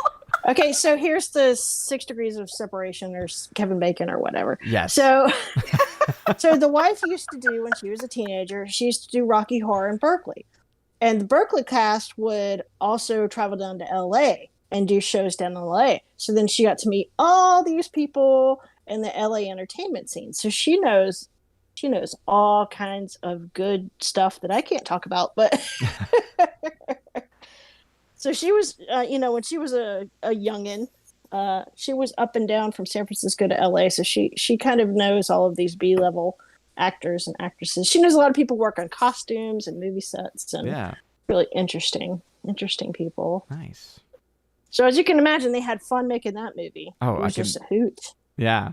I'm still blown away that it's, I've mentioned this previously, Emmanuel Lubezki, who won 3 Oscars in a row for cinematography, did the cinematography on that movie. And you're just like, what? And there's that one moment that I think really shows you kind of like the early skill in that part of his career is that sequence when it's going through all of the drag queens, and then all of a sudden, who does it end up on? Oh, wait a minute. It's the center. It's just like, oh my goodness, just having that reveal is perfect. And then it comes and fades right back. It's a beautiful, like, just reveal of that character in drag. I love in that scene. He's like, why is nobody dancing with me? That's right. And then Nathan Lane's character of all of them comes up to save him. My favorite scene in that movie, nobody ever quotes it. It's at the end, at the wedding, where like there's all the conservative Republicans on one side. I think I know which one you're talking about. Bob Dole is gorgeous. Yes. What? Bob Dole is gorgeous. The two sides of the church are like looking at each other. It's all these conservative Republicans on one side, and these drag queens on the other. And the one drag queen leans over to the other, and she's like, "Bob Dole is gorgeous." And then the other one looks over, and then the eyes just get real big, like, oh. Which one's the mother? I really don't know. That's another one, yeah. I just don't know. I just don't know. Film Europa, though, with 5... I was hoping it would give me the €5. There it is. It's in the description. €5 super chat says Odin, Monty Python, and the Holy Grail best King Arthur film. Yeah, I would definitely say there's a lot of truth to that statement for sure. You can go visit Castle Ah, and I think it's in Scotland somewhere. But really? They have exists? a gift shop. Yes. So it exists in the gift shop. You can actually like buy coconuts. Oh, that's great. And they'll take you around the castle and show you where different like scenes were filmed. Wait a minute. Are you suggesting coconuts migrate? What I'm suggesting is not at all. A 6-ounce bird can carry a 2-pound coconut. It's not a matter of where he grips it. It's just a matter of weight ratios. A 5-ounce bird cannot carry a 1-pound coconut. Oh, that's a movie that I could just quote all day. It's so wonderful. But speaking of coconuts, when I did a service trip to Mexico when I was in high school, they actually had coconuts, and they actually were able to like go up, and the guy actually like literally climbed the tree, and then like knocked a bunch down for us, and then chopped them up. You know, because I didn't realize before that you gotta actually like chop the like the flesh of it off, and that's how you get to the middle, like basically to the nut of the fruit, which is the coconut, and then open it up for us. And so I asked them after the fact when we were drinking from it, because it was pretty good. I were like, hey, can you cut this in half? So I had a legit coconut, and we carved out all of the the white flakes, like all the white flesh on the inside of it, let it dry out. And then I still, to this day, they're at my parents' house, have legit coconuts. And so, yeah, I was doing the whole coconut thing in Mexico. It was great. Oh, Andrew did drop some castle knowledge. He said that Castle Dorn, D-O-U-R-N-E, is indeed in Scotland. Oh, nice. Snorpoopus. Good to have castle knowledge. Welcome, Snorpoopus. Thanks for being here. And then George says you have to remember to put Excalibur in context for its time. They roughly followed Chaucer's Le Morte d'Arthur. Roughly watch Excalibur with being a fantasy tale in the 80s. Okay, definitely. Bruce also made a good point that essentially Tina has turned the Discord, parts of the Discord, into her channel, and I would say yes. And if she would just read them out loud, boom, YouTube channel. She's got all the content there. Pretty much. You got it. Except when I kind of go off the deep end. And that's where the YouTube channel comes in, because then you can get Yeah, sometimes I'll log into the movie channel and it's like there are 28 new messages. I'm just like, holy cow. And you just say, oh, Tina's on a roll. I just scroll back. I'm just like, I like your nicknames. We need a cheat sheet for all of your nicknames. Oh my gosh. Oh man, that needs to be there needs to be like a channel just dedicated to like the nicknames of Tina and like all the actors and all their nicknames. I love Becky though. That's awesome. Yes. She's not Rebecca here. She's just Becky.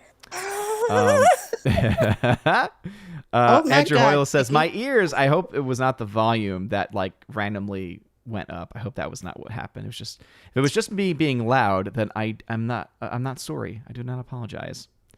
So just another red shirt. Well, two could if they suspended it between them. Yeah.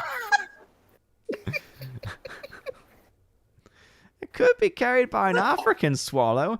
Yeah, an African swallow maybe, but not a European swallow. That's my point. Oh, yeah.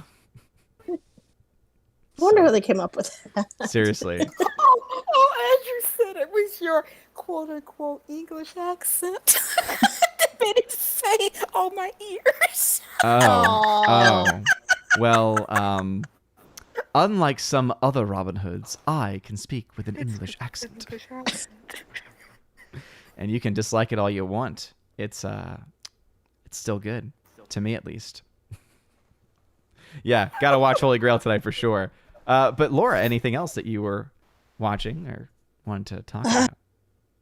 Well, I wasn't on last time. I've seen a lot, but nothing really trying to think of anything. Oh, The Eyes of Tammy Faye Baker. Yes, how was that? Yes. Oh my Lord, it took me back. It took me back to the 80s. So I lived in Charlotte. I lived right near where that church was. So Jim and Tammy Faye Baker were gigantic televangelists in the 80s. And the Christianity was huge because pretty much got Ronald Reagan into office.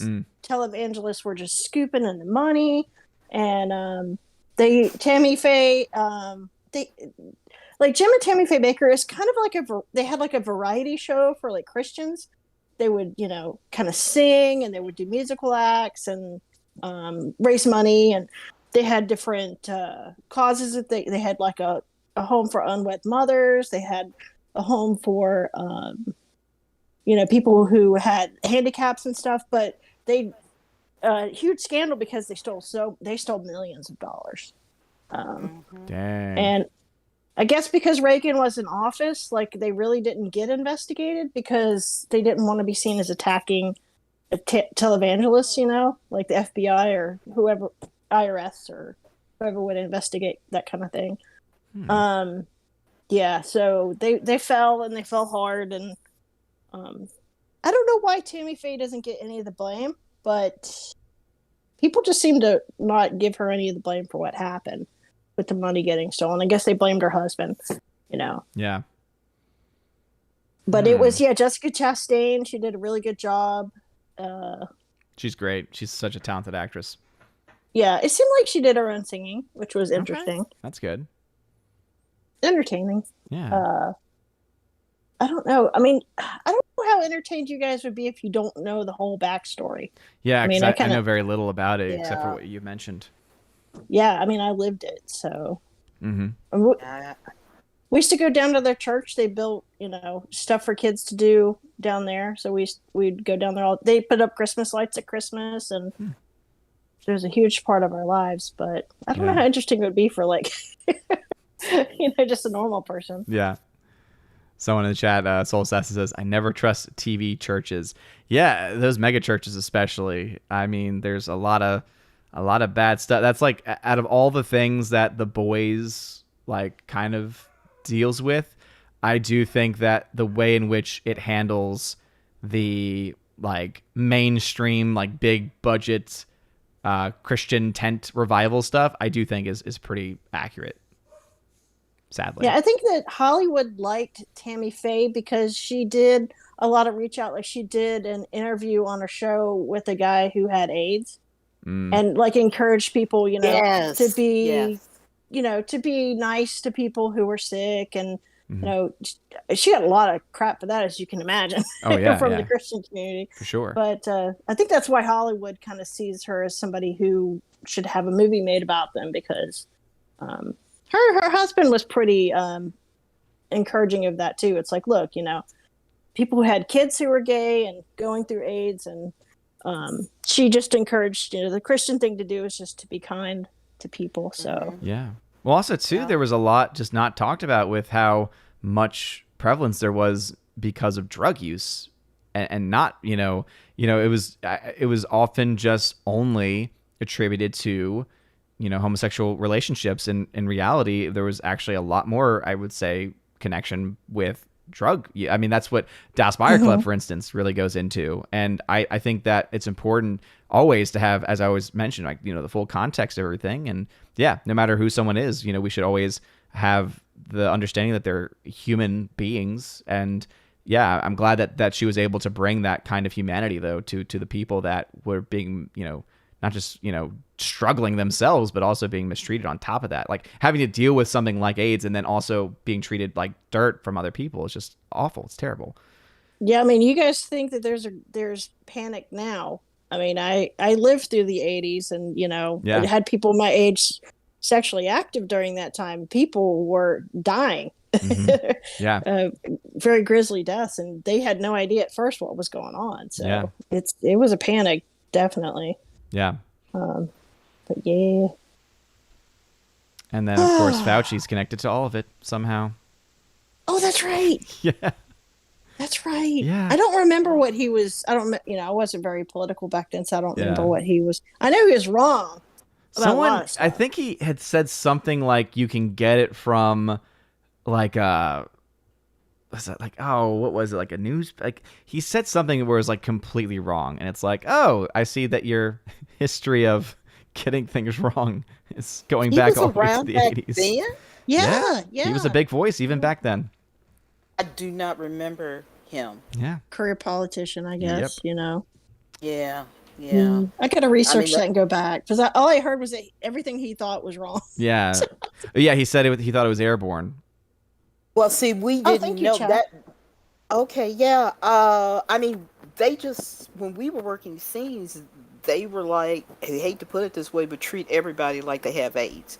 And that just kind of doubled it in our mind. We have to be triple careful. Yeah. My goodness. And Well, any because fluids, back- right? Any fluids. And The as I said, fluid, because people yeah. didn't usually talk about the connection with drug use, you have a lot higher chance of that being, Yeah. part of it. Yeah, it was like nobody knew exactly where it was coming from, and they weren't trying to get hysterical like somebody was saying. They used to say it was airborne. Yeah. But we knew, okay, don't wear a single pair of gloves, double up. Mm-hmm. Make sure that your evidence is dry, which you're supposed to anyway. But yeah, there was a lot of things you had to be careful about. That's the reason why I think I've said it to Laura, and I think I've said it to others. It's like when you're in law enforcement or you're collecting evidence and stuff, we had to deal with TB, polio, hepatitis, AIDS, everything. So this is just like COVID is like a drop in the bucket at this point. Mm-hmm. Just like we can't be any more careful than they've already been. Yeah. But no, we can't. No. We can't have simple, commonsensical conversation. You can't even have conversations. That's kind of like the thing with me, because obviously there was, the backlash a little bit with, when Friday Night Tights had Alex Jones on, and my perspective on it was just doesn't matter how you feel about him. The important thing is that we're just having a conversation, and the fact that there are people that don't want people to even have conversations is why you get. Like it's interesting to me because what they think they're doing by quote unquote like protecting people is actually what's creating more radicalization. Because if you limit people to only being able to access information to certain corners of the web, guess what? By nature, that's going to lead to more radicalization. So it actually makes the problem worse for the people that are trying to like eliminate it, because instead of it being open out in the public where everyone can hear both sides and then make decisions based on the arguments, instead it's hey, we're going to shut these voices down. And then all of a sudden now that just gives them more credence, because now they can argue whether they're correct or not. Now they can argue, oh, they're shutting us down because they don't want the truth out there. And people will buy onto that, whether it's true or not. Because I think there are some cases where people's voices are shut down when there is some truth to it. But then there's also like the opposite, where sometimes it's, not the case. But that's why conversations are very important, talking about things out in the open, Like it's even difficult to find why he was taken off the internet. Mm-hmm. I mean, if you try to do research on it, there's just this Yeah. big gaping hole. It's like, Yeah. he's gone, don't worry about it. And it's just like, wait a minute. Yeah. Yeah, they depersoned. It's really just, he's been depersoned. And there's been so many others that have been depersoned for even less controversial measures. It's insane. And then when they try and do it to someone like Gina Carano, you're just like, okay, now hold on 1 second. What did she do? And then you look at what she posted and you're like, really? This is worth depersoning somebody for? Like literally trying to just, get rid of them? Like that was the big campaign pushed against her. And luckily, she was able to withstand it.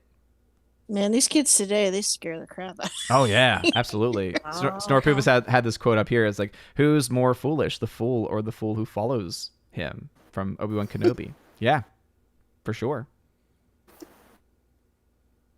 I think that's definitely a good point to be made. Laura, anything else? Good. Yeah. I talked about probably more than I thought I would, but I wasn't on last month. So Yeah, a lot of movies to talk about, yeah. right? So got a lot of stuff built up. Yeah, I just, absolutely. Absolutely. And thank you as always for joining us on these conversations. It's always fun. it is always fun. That's Yeah. one thing we got going. Absolutely. So now that I'm getting off, everyone has laid down and is taking a nap now. Just the way it goes. That's just the way it goes. Oh man. So Tina, I know that obviously you've been quite busy with a lot of things going on, and I don't know if you've had a chance to watch anything recently. Last night I think I wrote them down. I didn't put them on my letterbox, but when my brother came over and when he got finished, because he didn't have as much to do as Yeah. far as carrying garbage bags down. We were looking at MST3K, and they had Plan 9 on, so we were laughing at that. And we had, what was the other one? Oh, it was this version of Hercules. It was one of those Italian dubbed Oh boy. movies. And it was from the, excuse me, it was from the 60s. And I'm like, at one point, I looked at him and I said, Antonio, wasn't Hercules on that island of the Amazons with them? And he said, I think they might have cut something because we didn't know. It was like, this movie had everybody. That Hercules was in it. Jason was in it. Jason Young Voorhees? guy that kept. No. You said everyone was in it, okay? And then all I heard is Jason. So who else? Jason, mythological Jason. Okay, Oh my God. I got excited for a second. Jason. Yeah. That would have been cool though. Yeah, right? got me excited for a second there. I was like, oh wait, Jason's in this now? Hercules. Well, tell me more, tell me more. I'm like, does he have a car? So my brother and I, we kept laughing because we were like, who is that little gangly dude that keeps like looking at Hercules like, I love you, I want to marry you. You know, he just kind of had this like, oh, you're so wonderful, Hercules. And I said, watch it be Odysseus. And so Hercules is like, what is your name, young man? And he says, Ulysses. And it was like, same difference, same difference. So yeah, they had him in it, and I couldn't even tell you the storyline. Girl, princess, her father, the king, I think murdered his brother, but Jason might be related to him. So if the prophecy said that the man with one sandal shows up, he's the rightful heir. And so this dude with one sandal shows up, they all go, it's Jason. So, and then they were looking for the golden fleece, what looked like somebody's carpet that Was it a magic carpet? they had painted it gold. It was Painted a shag goat? carpet. Wait, did you say they painted a goat? Gold. Painted it gold. I am like, I'm just getting so many mixed messages here because first I hear about Jason Voorhees. And so then every time you're saying Jason, my head is immediately just like, okay, so Jason Voorhees, one sandal, okay, got it. And then I just heard magic carpet ride and then a painted goat. But they painted it gold. They painted the. Yes, it was like they took a shag carpet and painted it gold. Now was it a magic gold painted shag carpet? I don't know because we both kind of started zoning out, and it was time for him to go home anyway, so we missed the end. So. Okay. But so for all you know, it could have been a flying carpet. It could have been a flying mean- carpet, yes. And the carpet did talk. I will say that. What? It was possessed by.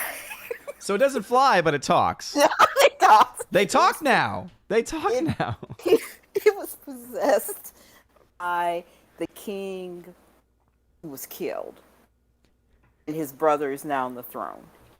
So it's like when they find it, the fleece says, I am king whatever. And yes, my brother killed me. And I was like, okay, yeah, works about as well as Hamlet, I guess, where Hamlet's father was floating around, you know. So it was awful. But my brother did say that it was a much better version than Hercules in New York, where Arnold Schwarzenegger is dubbed. Okay. Because his accent at the time was so bad. And Yeah. I don't even know if Schwarzenegger spoke English at that point. Mm. But he did say, well, this Hercules is better than this, and it's better than the one with Lou Ferrigno. And I said, wait a minute, is the one with Lou Ferrigno where he gets into the fight with the bear, and he punches the bear into the sky, and the bear became a constellation? And my brother said, yeah, that's it.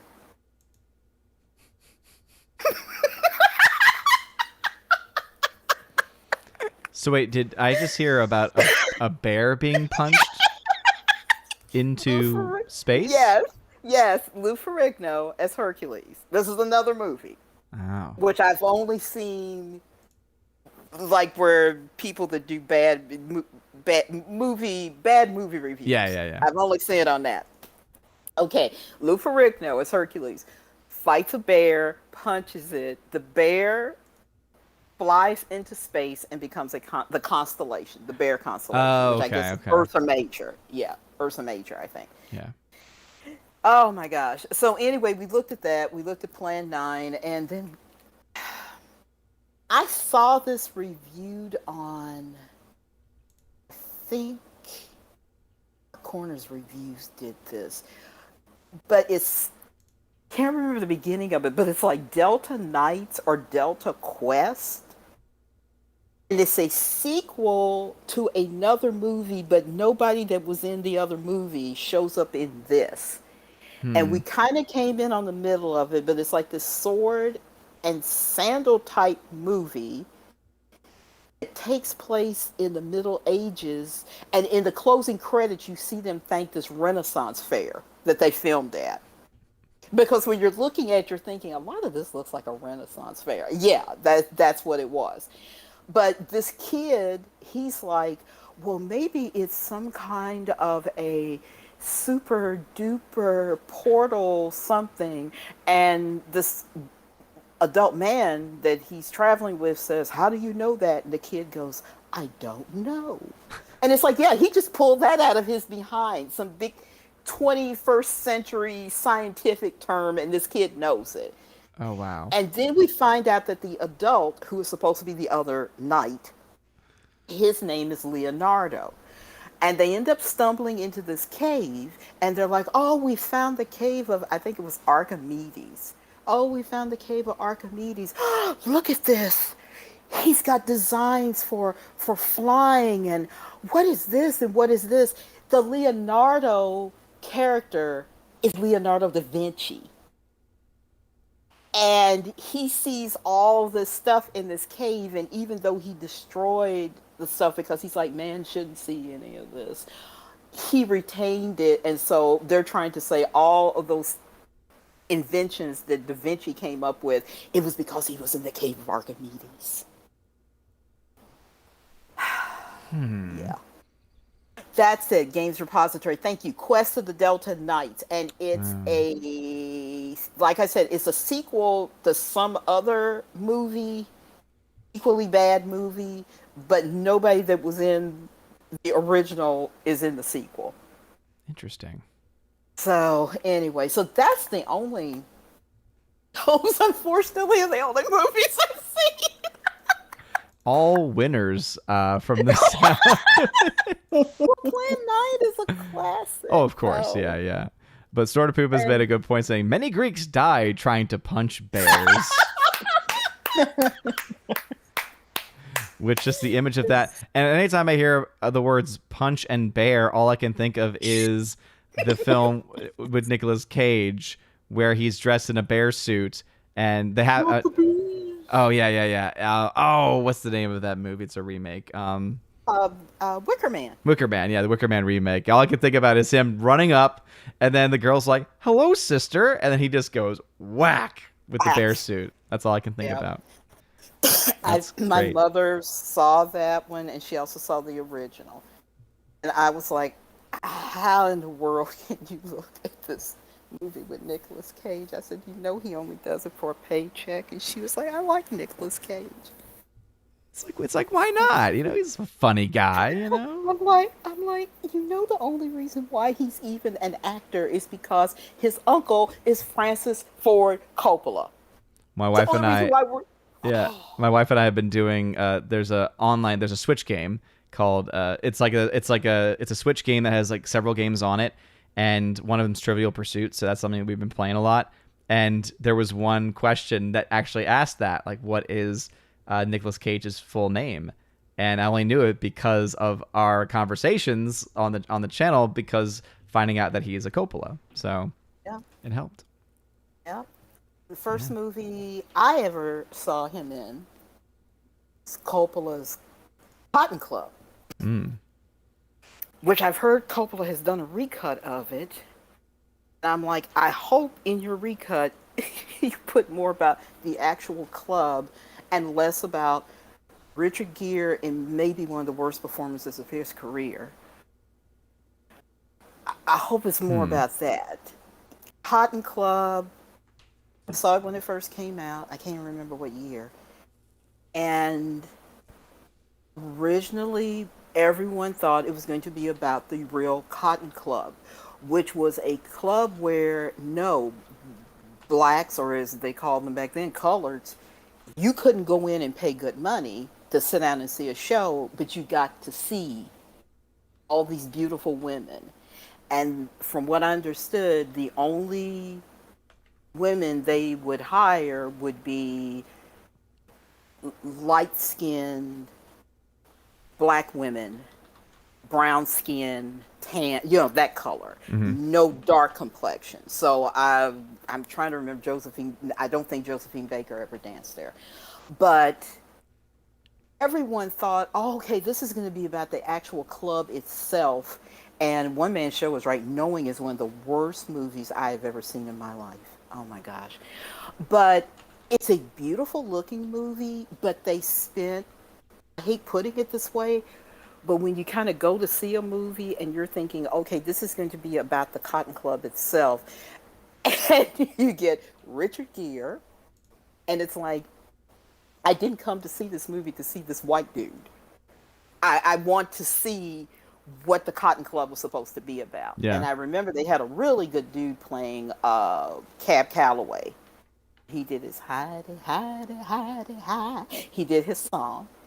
That was such a snippet, And somebody in the chat will know his name.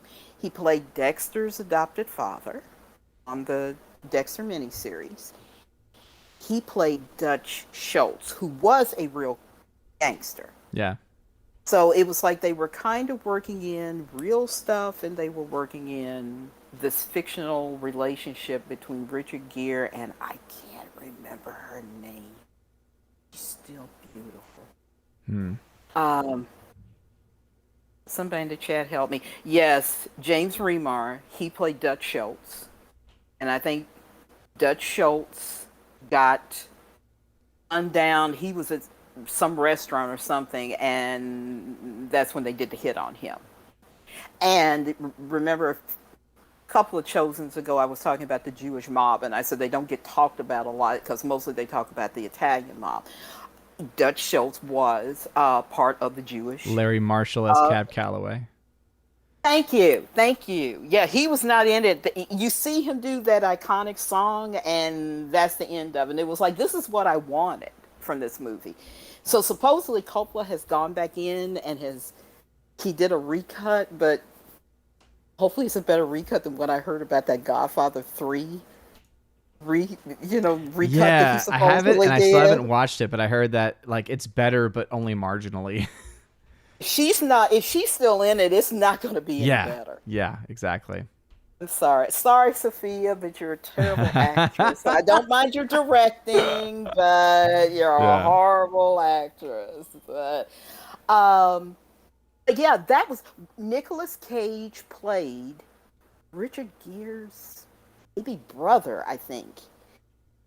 And the Richard Gere character, I think they were trying to base him on George Raft, who was an actor back in the 30s, 40s, and I think 50s. I know he was in Some Like It Hot.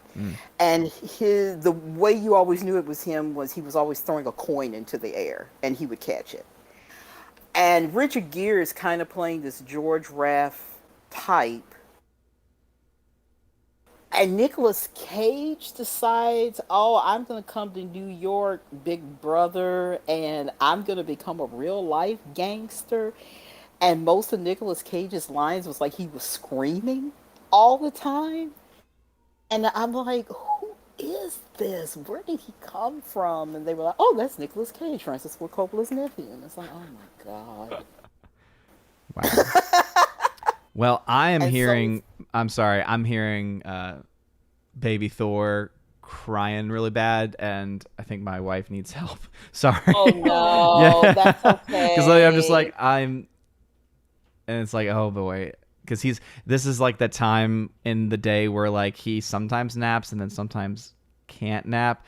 So sorry about that, but I'm gonna have to I'm gonna have to wrap it up. But do y'all have any last things that y'all wanted to say before we end this? It's funny how that sound penetrates. I know, seriously, it does. Oh my Yeah. gosh. And there he is right there. So that's why I just said we're gonna wrap things up. So we'll see if he's like, oh, hey everybody. But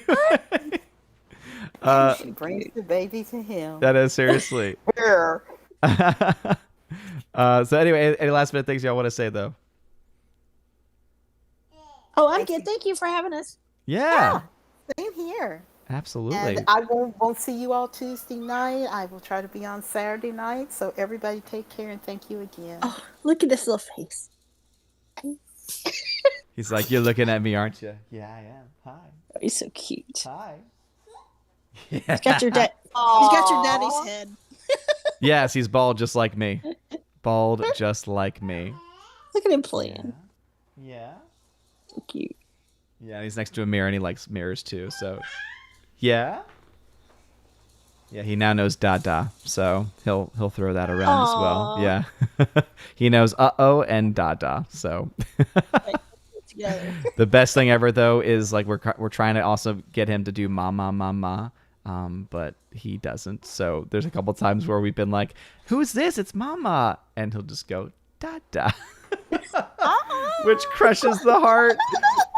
But he's a baby; he doesn't know any better. But anyway, so I want to say thank you both for being here today. Shout out to Laura, of course, the Modern Major General. Shout out, of course, to Tina, Empress of the Universe. And shout out to Rosetta Allen and Mr. Roy, who were on earlier. And to all of the Chosen of Valhalla, including those that were not here earlier. Andrew Hoyle, who's in the chat, and I've seen him in the chat. Exactly. Not the mama. He hasn't said that yet, Andrew Hoyle. But once he does, we'll be at a whole new level. But as always, just going to shout out Army of Asgard level and above members on YouTube, Soul Extraction. Oh, really? Really? Is that the case? Huh? Is that what's going on here? He's trying to talk to me. Soul Extraction, Malvin, Dolores Ed, Twirly Wolf, Lopro, Farrah Lovely, Valiant Renegade, Jonathan Marshall, Eric K, Cornelius Schultz, Fetigator, Gonzalo Bergali, George Molo, George, Gribbs Math, Wicked Plumber, Caratharp, Dabman, Walker 55, MTAC Shark, Forever Sci-Fi, Rosie G12, Andrew Hoyle, Orange Hat Reviews, Chase Doe, and Aiden Vickery. Thank you all very much. I probably will not get a box office video out today just because of timing and baby Thor. Just being awesome. So tomorrow morning, the video I will do will be a box office breakdown. Hopefully we'll have some updated numbers there. Yeah. So he's trying to screw it over. He is. He's like, I want to be a part of it. Hi. Aww, look at the face. Yeah, Dada. Yeah. Yeah. Aww. Anyway, let me go take care of that. Anyway, thank you all very much for being here today. I really do appreciate the love and the support. And again, shout out to my Chosen of Valhalla. Tina, thank you for being here, Tina. Thank you for being here, Laura. And Steph, thanks for being here earlier to mod the chat. Anyway, you guys are all amazing, beautiful people. Y'all all have a wonderful rest of your day. And as always, God bless.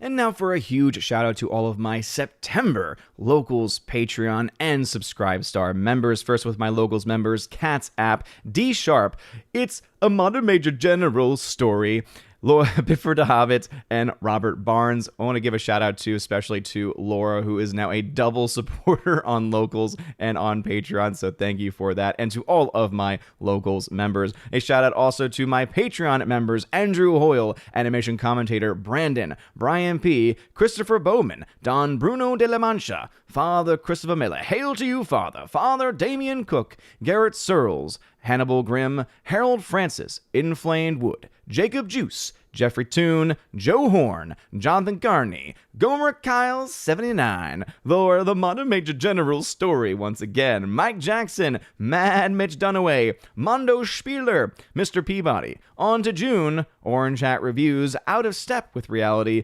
Priscilla Hall, Rosetta Ellen, Teresa Martin, Theodore Bendon, Tina Bojan, and Tina B., the Empress of the Universe. And a shout out also to My Subscribe Star members, are Fast Reaction, Nosferatu Gatsu, John B., Perpetual Punster, Mr. Roy, Glinzer, J. Alex McCarthy Jr., Dean Heiss / the new number 2, J-Rod the Beer Guru, and ZK Man. Thank you all very much for supporting the channel. And I want to give a huge shout out to new members, one-time supporters over on Locals, Kara Tharp, K Tharp 56, and Brett D 90. Thank you again for being a one-time supporter over on Locals, and also to my newest Patreon member, Stan Gunovic. And hopefully I pronounced that correctly, but thank you for being my newest members. It really does mean a lot. And if you want to have your name shouted out at the end of every single video or live stream on the main channel, please check out the links in the description below, specifically that top link, which will bring you to all of the links to my various social media pages and also places of support as well. And remember that if you join at the Army of Asgard level, you also get access to giveaways of 4K titles. Right now, I have a live giveaway of Snatch on 4K Steelbook. I've also got ones for Dread, Wrath of Man Blu-ray. I've also got A Quiet Place Part 2 on 4K. I've got Top Gun on 4K, Sicario on 4K, tons of films and more to come, especially as more films are getting released for those giveaways. At the Keeper of the Bifrost level, you get all of that, plus you get access to an exclusive podcast that I do with John the Flick Pig Flickinger. Not only do you get to listen to the podcast, you also get to ask questions that we answer as much as we can and as fully as we can in a much more, I guess you could say, uncensored way, but again, a much more free-flowing way for our members over there at the Keeper of the Bifrost level and above. And if you join the Chosen of Valhalla level, you get access to all of those things, plus in your first month, you get a free t-shirt, your choice, and I send it to you no matter where you are in the world. And also, you get to once a month be featured on the channel in the Chosen of Valhalla live stream, where we talk about movie, news, and pretty much anything that you want to talk about. So if that all sounds like fun to you, check out those links below. You're all amazing and beautiful people. Hope you all have a wonderful rest of your day. And as always, God bless.